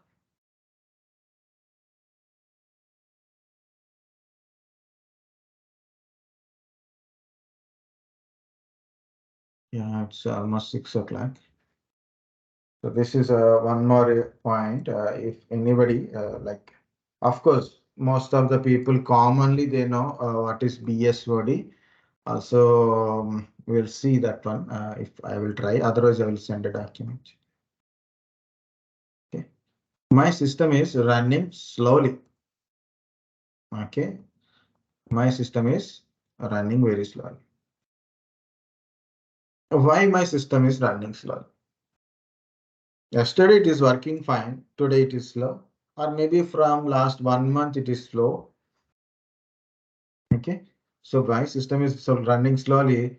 It is does not mean now in this instance, or maybe from last 1 month or 2 months. Sometimes it is working faster, sometimes it is dead slow. Okay, so compulsory these things you should ask the client or a user. So my system is slow, then it is always slow because of some other kind of stuff it can be there. So as I said like earlier, CPU, RAM and everything is required to know now. It is about your system configuration. Okay, so always it is very big question is why your system is slow. If system is not working, that is a different kind of issue. Slow having so many things. Slow system slow is so many kind of stuff.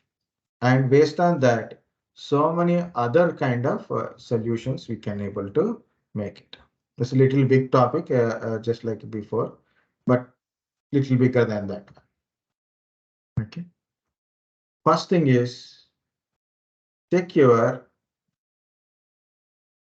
process. This one in Task Manager, check the process. Okay, see how much CPU it is consuming, how much RAM it is consuming, total RAM, total CPU, total disk, and see the processors. Current running processors, click on the CPU, see which is taking more. Okay, even check the memory which is taking more RAM, more processing, while currently running. Nothing is more except my Google Chrome. So Google Chrome alone more than 1 GB memory it is taking. And Microsoft Teams is taking more now. Yeah, McAfee. Usually, guys, the security related things will take more space. Second one is the Google Chrome. So for you, I'm going to remove a few things. I will see these things later. Okay. Yeah, this is important documents. So I close some tabs. Maybe it is now increased instead of decreasing. Yeah, now it is decreased. Okay. So like that, try to figure it out how much memory it is consumed by each process. Next one is performance tab. In the performance tab, you will find few things like what is your CPU performance and your CPU capacity. See this speed of your CPU, model of your CPU, i5, 10th generation. Number of cores are 4, logical are 8, virtualization is enabled, cache memory, L3 cache memory is 6 MB. So 6 MB is, of course, it is a little good processor. 6 MB cache memory is a little good processor only. The more cache memory is good, more core processors are good, more logical processors are good, like that. So which these things are increased. So you have to always find it. It is which is a good one. Okay, and based on your system configuration also, what happened? It is nothing is open. This is better.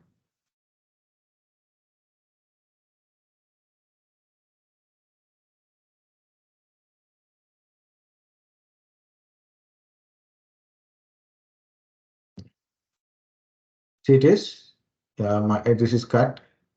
So minus number of cores are 4, logical processor 8. It is somewhat good.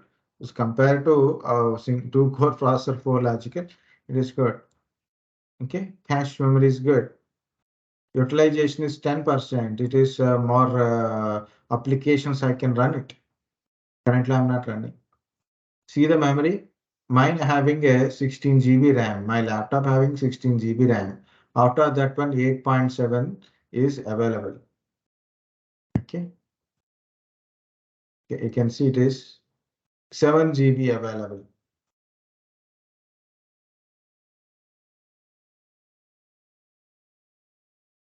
Okay, of course, out of 16 GB, 7 GB available. I can run more applications. And also, which application is consuming more RAM capacity if it is unnecessarily consuming? So better to end those kind of process also. Okay, see the disk, what type of disk you are using? SSD. I'm using SSD here. SSDs are comparatively SATA hard disk is faster and it is capacity is 500 GB and individual disk capacities must have more space in the C drive. So are you maintaining more space in the C drive or not? Are you maintaining more space in the C drive or not? Is red color or a blue color?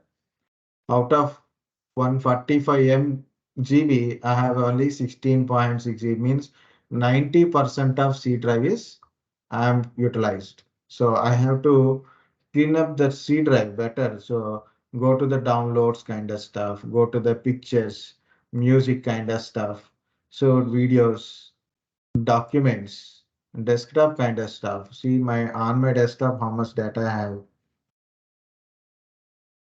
3.83 GB in my desktop. In my downloads, it's a 25 GB in my downloads. It is always utilizing from C drive. So I'm blaming on some virus kind of stuff or a hard disk SSD kind of stuff. But thing is, see, it is not having more space. So then your system become automatically slow. The loading of applications, your data is become very slow. So compulsory maintain this kind of stuff. So check your system configuration. What is your processor? What is your RAM? What is your RAM? And what is the availability of RAM? What is your CPU consumption? What type of hard disk you are using? These are all important factors. And also check your processing kind of stuff, means what process consuming more RAM capacity, CPU capacity, disk capacity kind of stuff. We close completely, some better RAM capacity improves. Initially reducing, but it is increasing.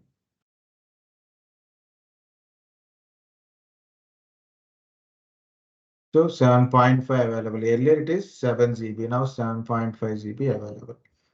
Like that it is there. 2 points. First 2 points, understand guys, like a way to check performance, and another one is process. How to end the process? Right click on that process, end the task. For example, this is Outlook. So I'm not using now. For example, it's consuming more. So click on end task. It reduces. It's removed from the current running. So then you can see increasing of RAM availability. So your run the other applications a little smoother than none. Yeah, understand these two things. I'm going to another one before you see.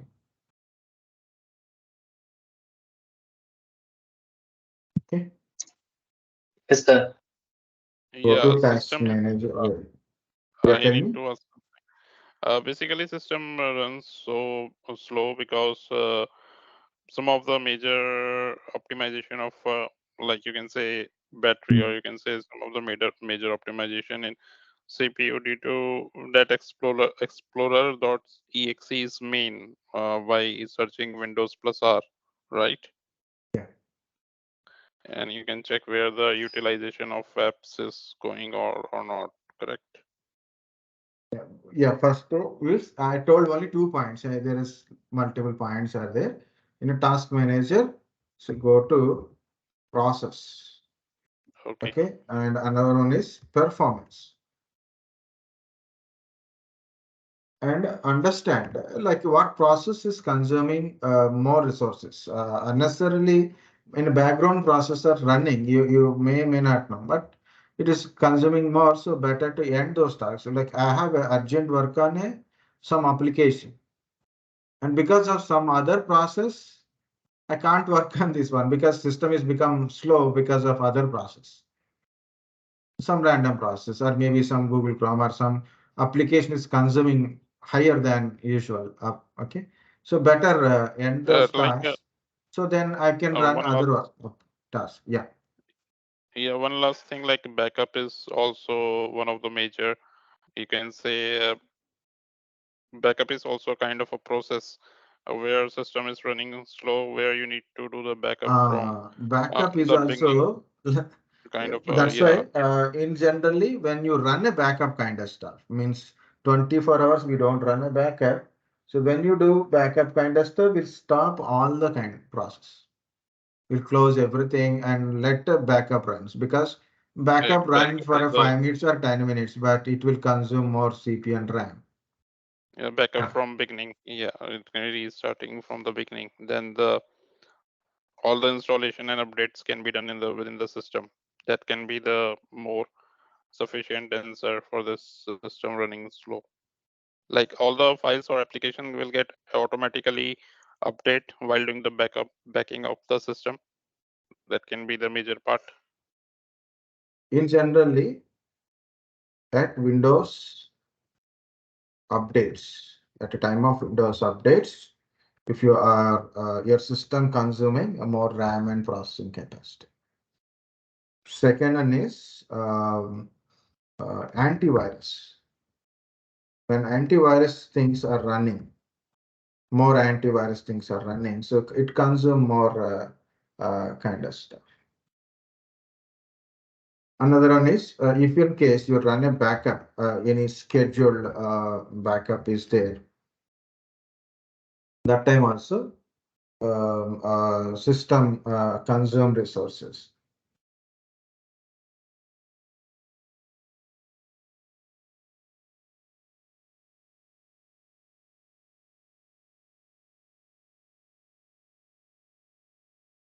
So in those particular times, better to not to run any other applications. Close all the front end or back end applications to make sure that it is let it run properly. Okay. So that's the thing. So this is two options: process performance. Check your system performance. Make sure your more RAM availabilities, and other thing is, so which process is consuming more resources. So better to stop utilizing it. For example, I have a Firefox. Firefox is consuming more than usual, more than usual. You open only 2 tabs, but it is consuming 2 GB RAM. So better not to use it or remove it or repair it kind of stuff. Okay, for understanding that. Next one I'm trying to show you, very important one is startups. Lot of people ignoring these startups, okay, in their computers. They keep complaining, my system is slow, my system is slow, my system is slow. Guys, when you are installed any applications, some applications will run only if you open it. But some application, if even though you don't open it, it runs automatically at you start your computer. You start a computer, you log in, automatically these services will run. Okay, so that is also you can see in here startup. See it is, I have some application. If you see my old laptop, there is a 20 startups are there, 25 startups in the screen. This is very low. Okay, if flash laptop or flash desktop do not have more applications, so we don't feel much slow in it. But when you are keep utilizing, so you install some applications, when you start your computer, automatically the relevant services, these services will run automatically in your system. One thing is, if it is not required, better to uninstall it, guys. Always, if any application in your system currently not required, uninstall that application. For example, I'm not using this free download manager kind of stuff. Better to uninstall it. Okay. Or if application is important, see, I have a CC cleaner that is important for me, for example, but I don't want to start at the start of the computer. I will start manually later. I'll open the application manually when I require. I no need to let this application to start in background automatically. So what I will do, I right click and disable. See, the status is become disabled. So then next time when I start my computer or log out, log in my computer or restart my computer, so this particular service won't run. Okay, this particular service won't run itself. I can open whenever I want it. So for example, I disabled. So these things won't run automatically. So of course, Google Chrome is disabled. See, this is enabled, not required. So you can able to right click and disable it. If it is required, for example, Microsoft Team is there required, you can keep the enabled. Okay, the Skype is not at all required, so keep it disabled only. Okay, so like this, which kind of service is required, which kind of service is not required to start immediately after you log into the system. So you can enable and disable these startups. It improves your system performance. If not at all required in your system, better to uninstall the application. Okay. So what it is? Startup management. Okay. So applications runs when user logins to the system automatically in background or foreground, whatever where it is, it will run. Okay, if any application not required to run,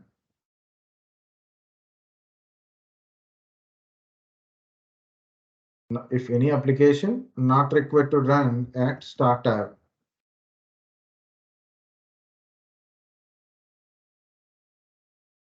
of system, disable it.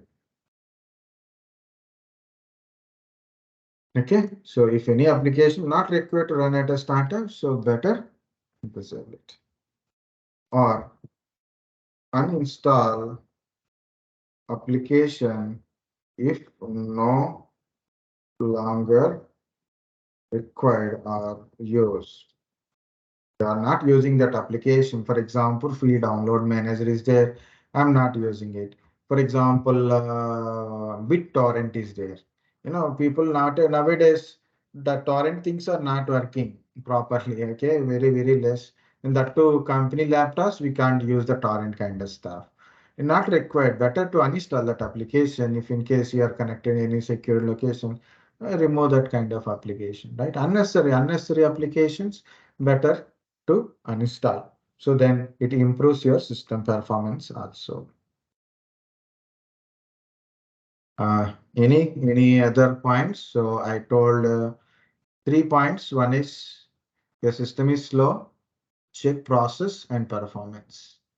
Next one is startup management. Another one is service management. Another one is service management. What is this service management? Your system, hardware, applications, okay, hardware or applications, anything you can say system hardware or maybe application or OS related, okay, some service related, for example, network related service, okay, you are getting an IP address, right? Automatically you are getting an IP address because of some network services. Okay, you are able to install an application, so installation related services, you are getting updates. So because update related services, there are a lot of different services running in your system. Okay. This point. Okay. So you can see the certain services, they started showing stop, some are running. Okay. By default, in their settings, it will run automatically. You need to do anything, just it will automatically runs. See, it is Bluetooth audio gateway service. These are all Bluetooth related services. This is BitLocker related services. This is Windows audio services. AppV related services. Okay, Microsoft Cloud Identity services. Okay, so some are hardware related, some are operating. See, DNS client services. So I'm able to access a websites with some Google.com, Facebook.com kind of stuff because of this DNS client services. So it runs, then only I can able to get a proper network kind of stuff. Okay. So a lot of different services. Some are related to application, some are operating system, some are some certain kind of service related, system related, hardware related kind of stuff. Okay.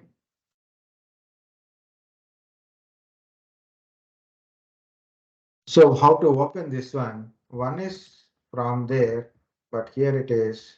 Go to Windows, press the Windows button. Go to run, run to open run. Run, type services.ms. It is quite easy. So CMD go to run services.msc. See these are all services. When you get a chance, so read some of the services from here. I try to open some service, MySQL. I installed a MySQL application, this one. If you look at it, is manual and it is stopped. What is that meaning? I will show you that. These are the startup types. One is automatic. For example, I installed a MySQL server, but I kept in automatic. If I kept this one in automatic mode like this, so what will happen? Okay. Service starts when system starts automatically.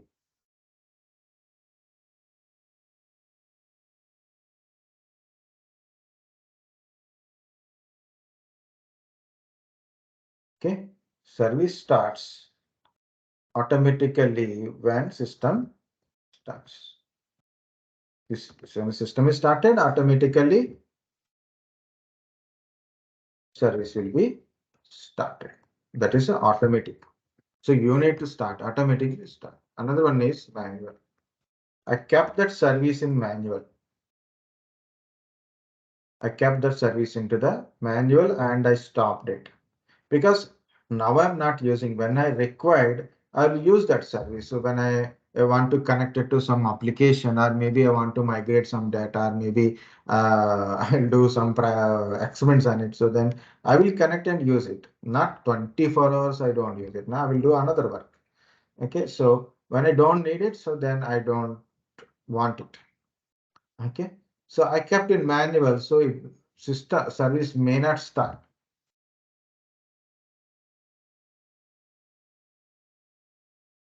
Not starts automatically at time of boot.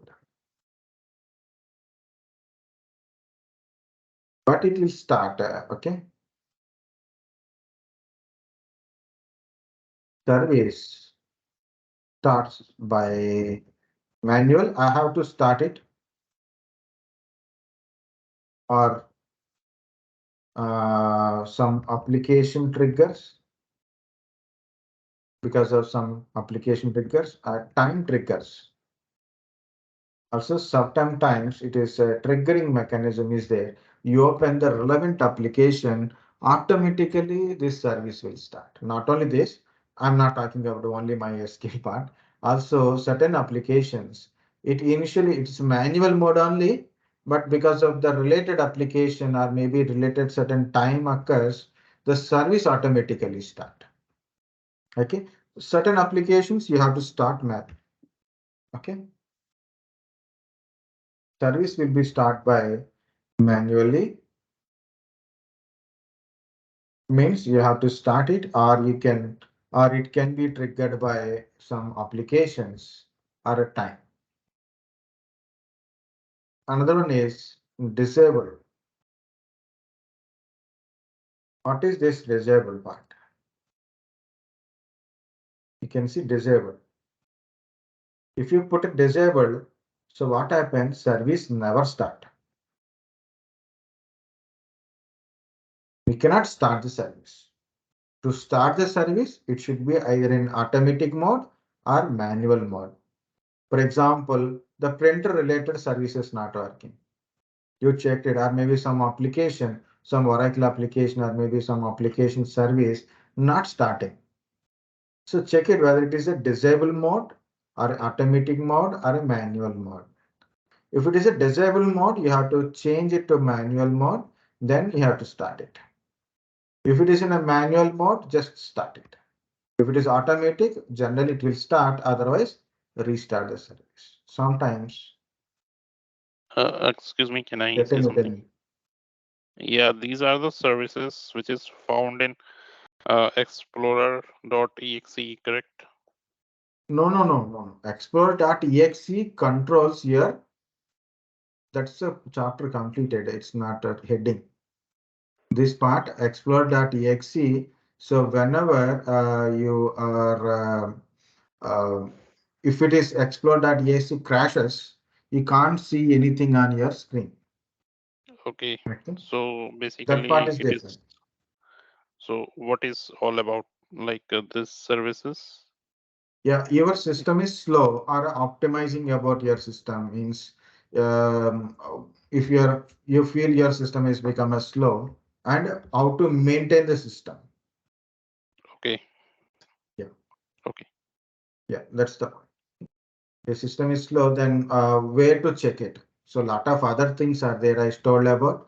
So check the system performance, process kind of stuff, and startup management. Do the startup management. It means unnecessary application starts when your system is started. Unnecessary, right? Sometimes I will show you that one once again. Okay. So for example, it can be like system is running slow. We can do one thing like we can go to the settings app, and in settings app also like enabling or disabling of the applications whenever the system gets started. There is that shows the options like whenever your system get turns on or whenever your device gets turns off, which kind of operating system you want to turn it on automatically. So we can also do one thing like we can also turn on or turn off those applications from there directly. Maybe this can be no, it's I'm talking about individual systems. So I think you are talking about a centralized control of a client system.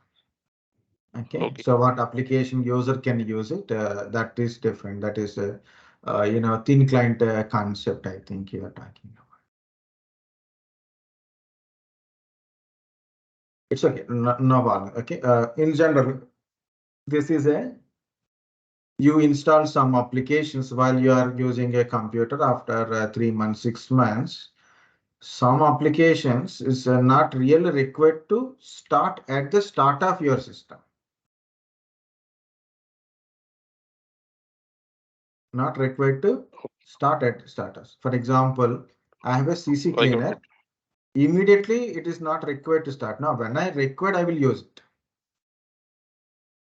Okay, if it is showing enabled like this, CC cleaner status enabled means now next time I log out, log in, or maybe I restart my computer.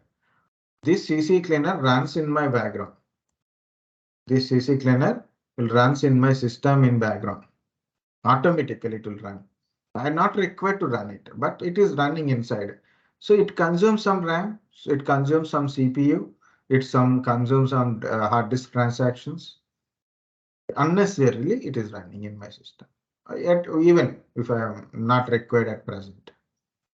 Antivirus is running because antivirus is important, but this is application not required right now, right? But not even immediately, still immediately. I will, whenever it is required, I will start it. So what I will do, I disable that kind of application. So these applications won't run when I do login, logout, or maybe restart my PC, or maybe shut down and open my system back. The application won't start immediately after I log into the system. Okay, I can open anytime when I required. Okay, so this is one of the system management to keep your system not to load unnecessary things.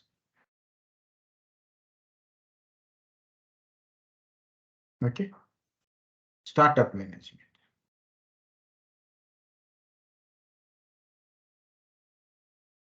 No, 6:30.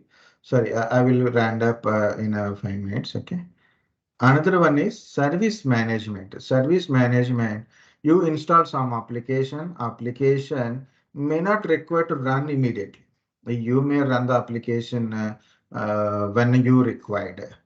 So you can control that kind of applications or maybe a particular kind of services.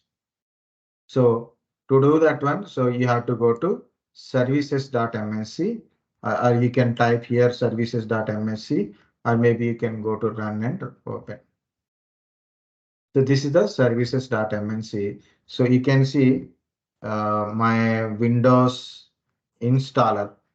What is Windows installer? When I install application, any application, this Windows installer will help to install it. This case of one kind of service. Event logs. Okay, so when system is running, lot of events will generate. That is will take care of by this. Windows updates. See, it is a triggered start, not completely pure manual. It is trigger start means every day or maybe every week when any updates trigger that a particular time, automatically service will start and complete the update, and again it will go to the stop mode. These are the current running services. This is not running now because it's not only a manual part, also the thing is it's not triggered right now. So Windows time, Windows search, okay. So DHCP, like I am getting an IP address from a DHCP server. So I got a DHCP client service. If it is not running, my system won't receive an IP address from DHCP server. Okay. So these settings, these services control your system behavior.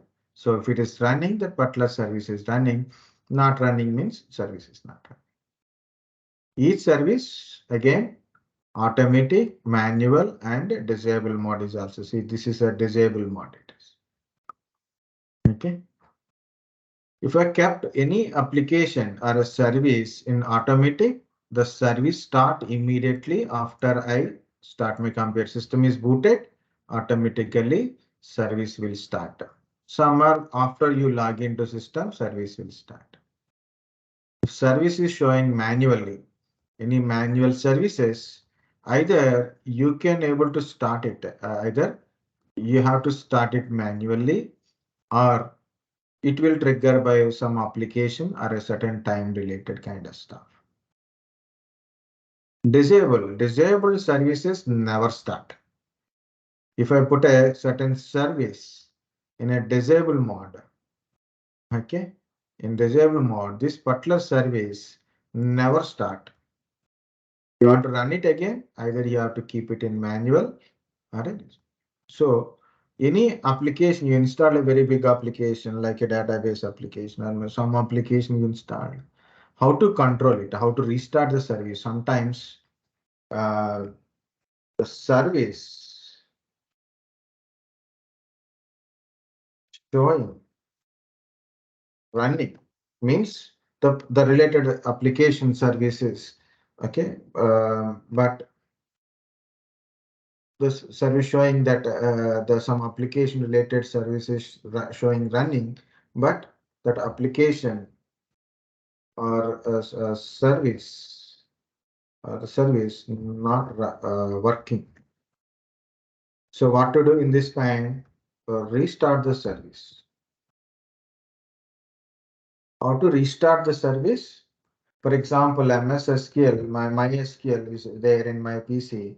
So it is showing, for example, running only, but it is it is not running, not working properly. It may require some restart kind of stuff. Maybe I will try some other things to show you restart, right? Yeah, it is showing running, but you may require to restart the service. If any small one, yeah, that thing. Yeah, you see here it is somewhere I see in start. This is start, stop, pause, resume, restart. Okay. Sometimes it is required to restart the service if it is not given proper. Like here it is restart it is shown. Okay.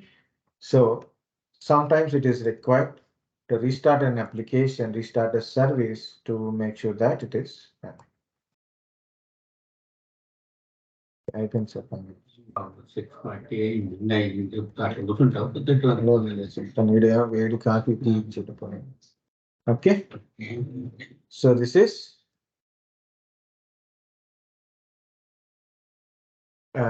your startup types, and in this one, so how to manage the service. So these are the points I try to say. So next time we'll discuss few points in other hardware related things, because it's 6:30, also closing time of office. Okay. Any questions or anything you can tell me, no problems. Okay. Yeah, I have basically when IP address related queries. Yeah, tomorrow definitely IP related queries. Now, if you have a questions, you can ask me.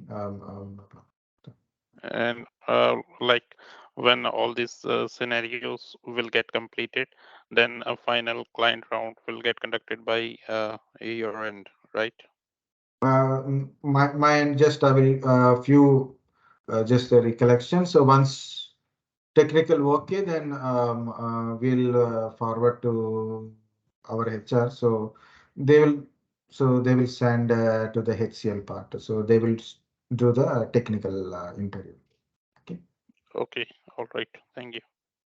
Sir, one doubt. Yeah, tell You me. told about that. You told about that question that some people used to confuse. Like if the system is not it's not starting. Even the LED is also not blinking.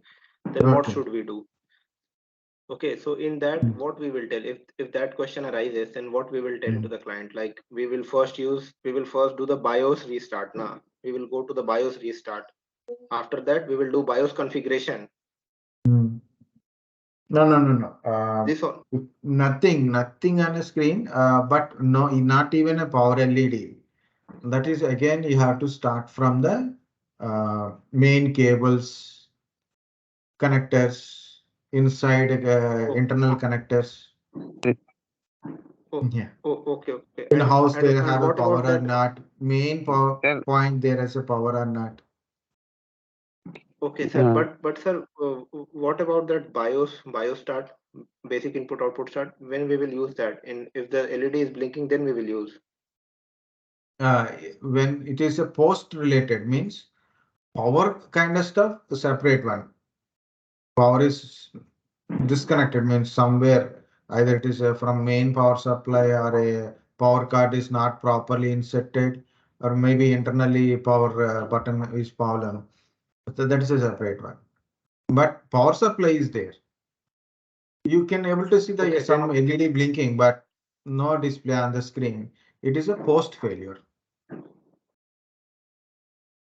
okay, okay. So in that we can use now BIOS restart. BIOS, you don't do anything with the BIOS Okay, because post is okay, failure. sir. You cannot touch the BIOS settings. BIOS is a simple program inside your ROM chip or CMOS chip. Okay, okay. We don't do any physically or logically. Yeah, there is one issue is there related to CMOS sir, checksum error. Yeah, sir. tell me. So we use bio when our like motherboard is not like motherboard is giving error in my system. So we use BIOS. Motherboard Like motherboard is not responding, so we use BIOS restart. restart. Yeah, when you start your system, it directly going to BIOS. Yes, sometimes it's like giving a error to like BIOS is not working and like this. You start your computer and you got what Yeah, you got on the screen? like blue screen with BIOS dot mrg, like you said. Boot MGR. Yes, bootmgr. Like a Boot kind of MGR a is. blue screen error. Yeah, remember one thing. Yes. On your screen, something it is showing, like either it is a BIOS, like your motherboard company logo, BIOS logo, or maybe some information it is showing. No hardware volume except hard disk, not a motherboard, not a CPU, not a RAM, not a BIOS. No volume in it. Okay. If it is showing something like a boot MGR missing, then it is boot MGR missing means it is your either hard disk is failure or maybe inside hard disk operating system bootable files are corrupted because boot MGR is a What bootloader. we have, Okay, so uh, yeah, what we need to do, like we got a kind of a blue screen error or a kind of a black screen error. Like we need to tell the customer CX like you need to update the drivers or what No, in no, that no, no. case? If you got blank screen error, blank screen is caused because of different things. Blank screen, as I said, post related, it can be a post related or maybe other related. So blank screen means so nothing on your screen. You power on the button and you don't see anything on the screen, only power LED is blinking and other no LEDs are not blinking. The blank screen is post failure. I think Either it you is are getting CPU, me wrong. RAM or a motherboard related issue, usually RAM related issue. I think you are getting me wrong. My concern was like when the customer has already turned on his or her system and system is showing blue screen, pure blue screen or pure black screen. So what kind of error it would be? Like what kind of answer we need to give them? Very good. Blue screen. Okay. So when you got a blue screen, so a customer got a blue screen of death. So very most common. In generally, already I told if you are using a Windows 10, so or Windows 11, generally you don't do anything. First important is you got a blue screen of death. Take a picture, keep aside and wait. Let it reboot. It will collect some information from the system why it is crash. It will take the crash report and it collect the information. It try to reboot your system first of all. Let it reboot. Do not interrupt the reboot process. Let it reboot and leave it like that. So if it is happened one time and maybe it is working. So one time it is got, I got a blue screen of death, but I just waited, let it reboot. After reboot, it may resolve automatically because of the drivers and any other IRQ related issue is there. So it may conflicts, okay. So because of so conflicts at IRQ level, interest request queuing level or IO addressing level. What happened this?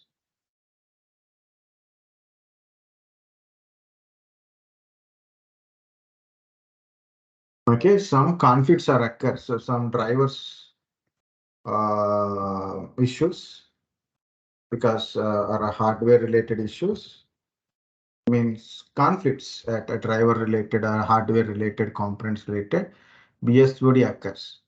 Conflict means you and your friend went with the same enrollment, same PIN number or same phone number. Think like this. Both people are having same phone number. It is impossible, but still sometimes you are in one place, but both names are same. Okay. So what happened? Conflict will occur. So when system is rebooting, the conflict will be resolved automatically sometimes, sometimes not, sometimes not. If not, then what to do? If it is resolved, everybody happy. But if it is not resolved, so what to do? So here it is. Thing is, no, no, not this one. This one. Okay. So understand issue. So conflict is occur and it is resolved by restart generally.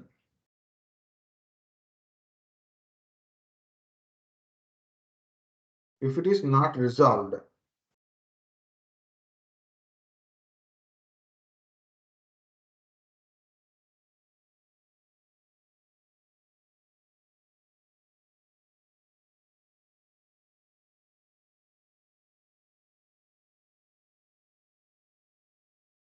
just wait for some time, let it reboot.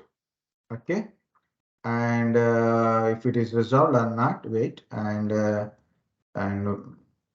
let it restart. Okay. So after restart, it may be solved. If it is not solved, then there is always the questions you have to put it.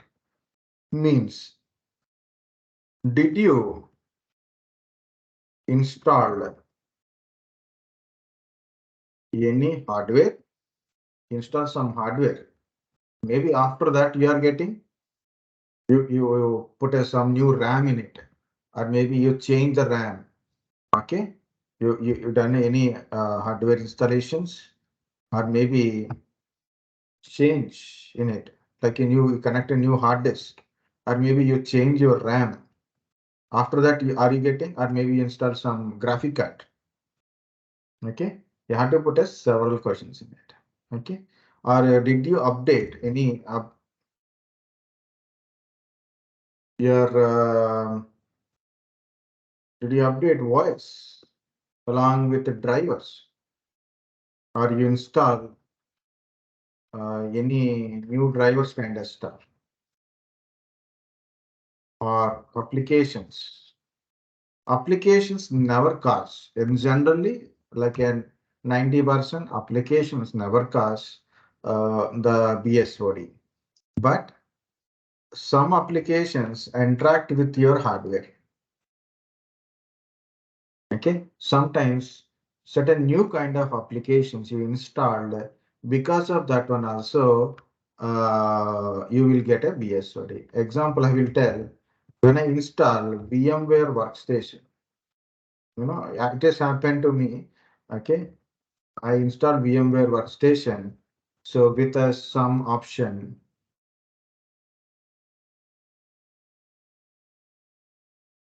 check mark is there. That check mark is some virtual keyboard kind of stuff. I'm just giving an example because it is like that. Okay, so I with some check mark with a virtual keyboard kind of stuff, I got a risk of that. Okay, so applications, while using an application, but while using certain kind of application, by some updates of your drivers, okay, or maybe because of some hardware, you got a BSOD. If conflict is resolved by restart, it is good. If it is not good, if it is repeatedly you are getting, then you need to try to solve the issues. So we have to do some other kind of stuff. Okay. So what we can able to do, that is called a system restoration. Try to do system restore your stuff. Now, important is try revert. What is try revert? Whatever the thing you have done, now you are getting a fall. Try to revert.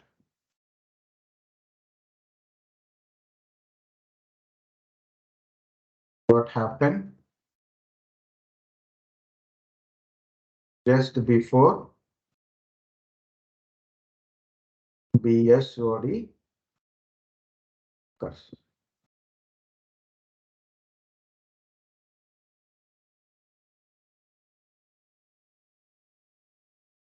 What you done to your system before BSOD occurs?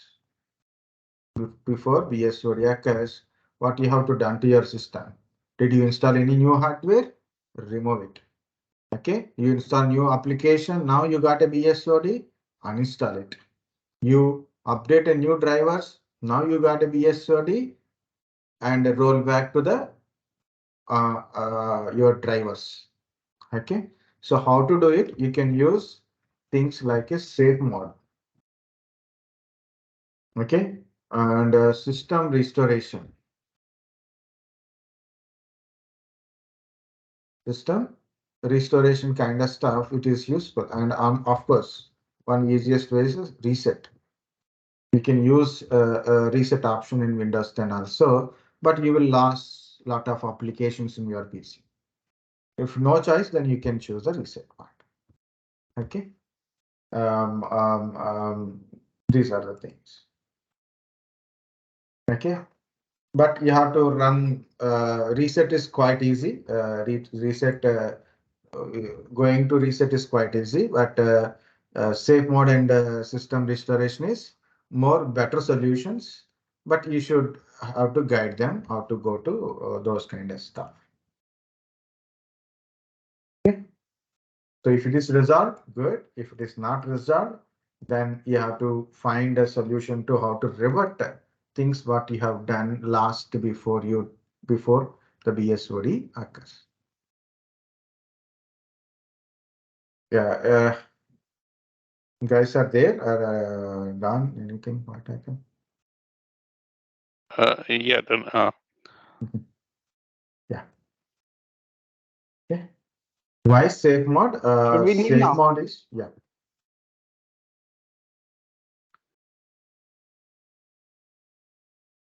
okay. Safe mode. Some applications, most of the applications and device drivers won't work here. So in a safe mode, you can uninstall the drivers or you can uninstall the applications. System restoration is restore your system to earlier stage before related to the system restoration point. Yeah. so sorry, what was in the safe mode?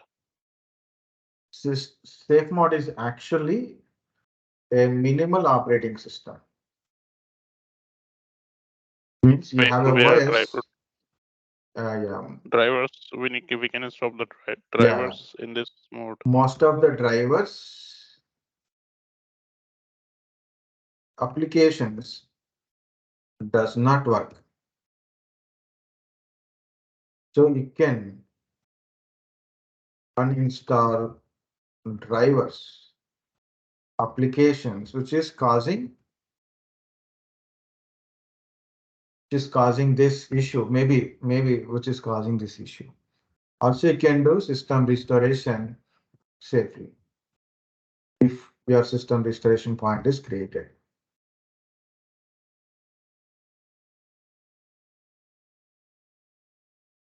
Okay. System restore is just a backup, like from where we need to back up the system, right?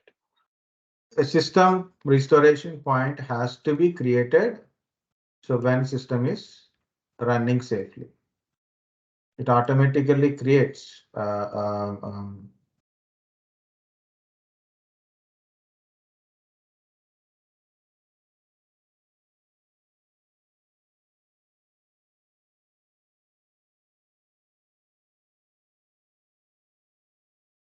if it is not created, you can see like a system properties, system protection. So here it is C drive. So you can configure turn on system protection. Okay, so when system is running good, you have to do that one, not afterward. Okay, so if something system is happened, because of I installed some application, my system is not running properly, or maybe recently I have updated some application or maybe a driver. My system is not working properly, or maybe I'm getting a BSOD. So better I want to go to the previous stage. Means yesterday it is working good. Yesterday I have taken a system restoration point, but today I am getting this issue. So what I will do, I'll go back to the yesterday settings. Setting means your application settings, system settings, drivers, everything as per yesterday. So I'm going to click on system restore. So it will ask. So there is automatically created system restoration point is there. I didn't create it, but system is created automatically because of some reasons. I don't. Maybe it is got updated or something. It has happened on yesterday only. It is 13th November at 10 o'clock morning only. 10:30 it is created. So for example, I want to revert it to the this time. Maybe just before, maybe 1 hour before, or maybe in today morning, I installed some application, or maybe I have done some updates. Now my system is not working properly. I want to restore it. This is the last point I am going to restore it. So scan for affected programs. If I do the restoration, what will happen to my system? Then also nothing is detected. Okay, so nothing, no changes are there. Generally, I have showed one video is there. So many years back now. Okay. For example, it is like a timeline type. For example, yesterday is the 13th November. Okay, so 13th November, I installed some application and I have taken I've done some settings. Then I've done some drivers. Okay, some update I've done. So I have taken a one system restoration point. Here is a system restoration point. For example, I click on create. I put some name here and click create. A restoration point will be created. Okay.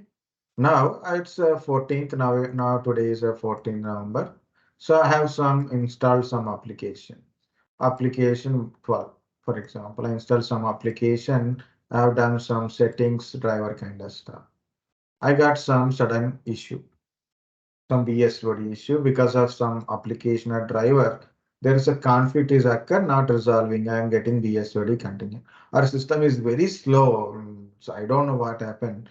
I don't know which is affecting my issue. What I will do, I go to system restoration. I restore to the earlier restoration point where system is working fine. So what happened? This will be gone from my PC. This will be restored back to the PC. Data won't recover, but still you can able to get the previous state of your PC. Okay, this is the one of the way to resolve the BSOD. I have resolved like that only. Okay.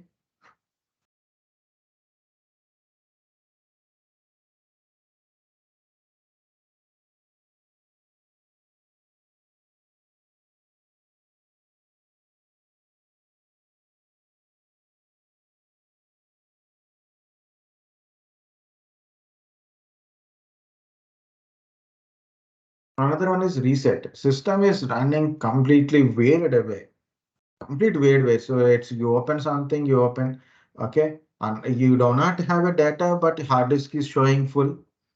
You do not have more application, but still it is showing a lot of CPU consumption kind of. You do not have more applications. You have hardly two applications. You have MS Office, Google Chrome kind of stuff, but still system is showing a lot of weight. Okay, so we don't understand what happened to our system, or you don't know how to go to the save mode or system restoration kind of stuff.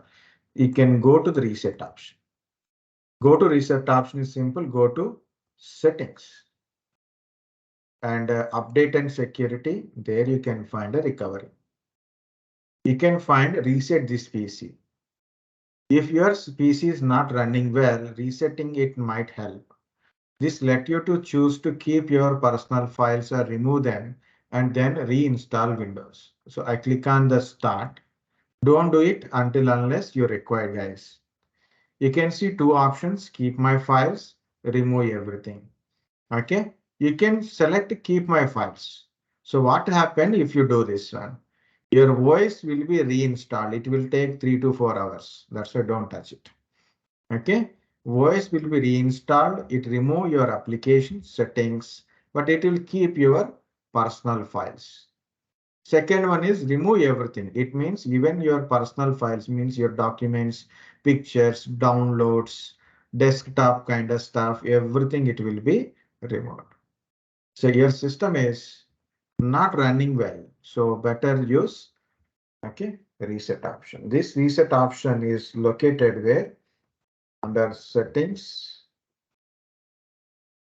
update and security. There you can find a recovery. So find a reset this PC. You can choose keep files or remove. This is the one of the solution, but time taken thing. Means option finding is very easy, but once you click on a reset and it will take time. Okay, so this is the one of the solution. Reset might help your system to might help, guys. It's not really, sir, I've done a reset, it's not working. It's not like that. Okay, so that's why you have to decide before you do the reset also. Yeah.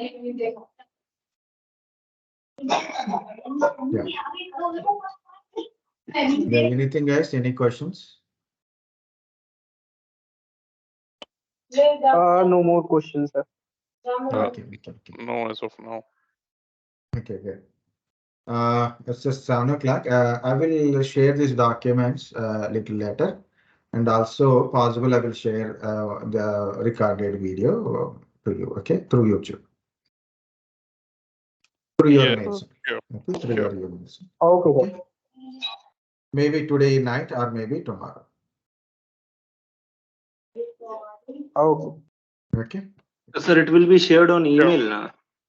Email Email only only, na? because some may have a Yeah. chat box, some may not be having chat box kind of stuff. So better I will Okay. share through the email.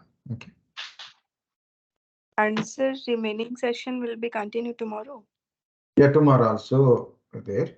Any At the same challenges time. related to your timeline, please inform before. Okay. Morning you can inform to Sai Saraj no attorney no. Okay.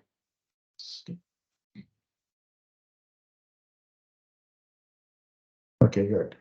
So you, tomorrow morning, if anybody, okay, so sir will inform you. Okay, it will continue for 1 or 2 days.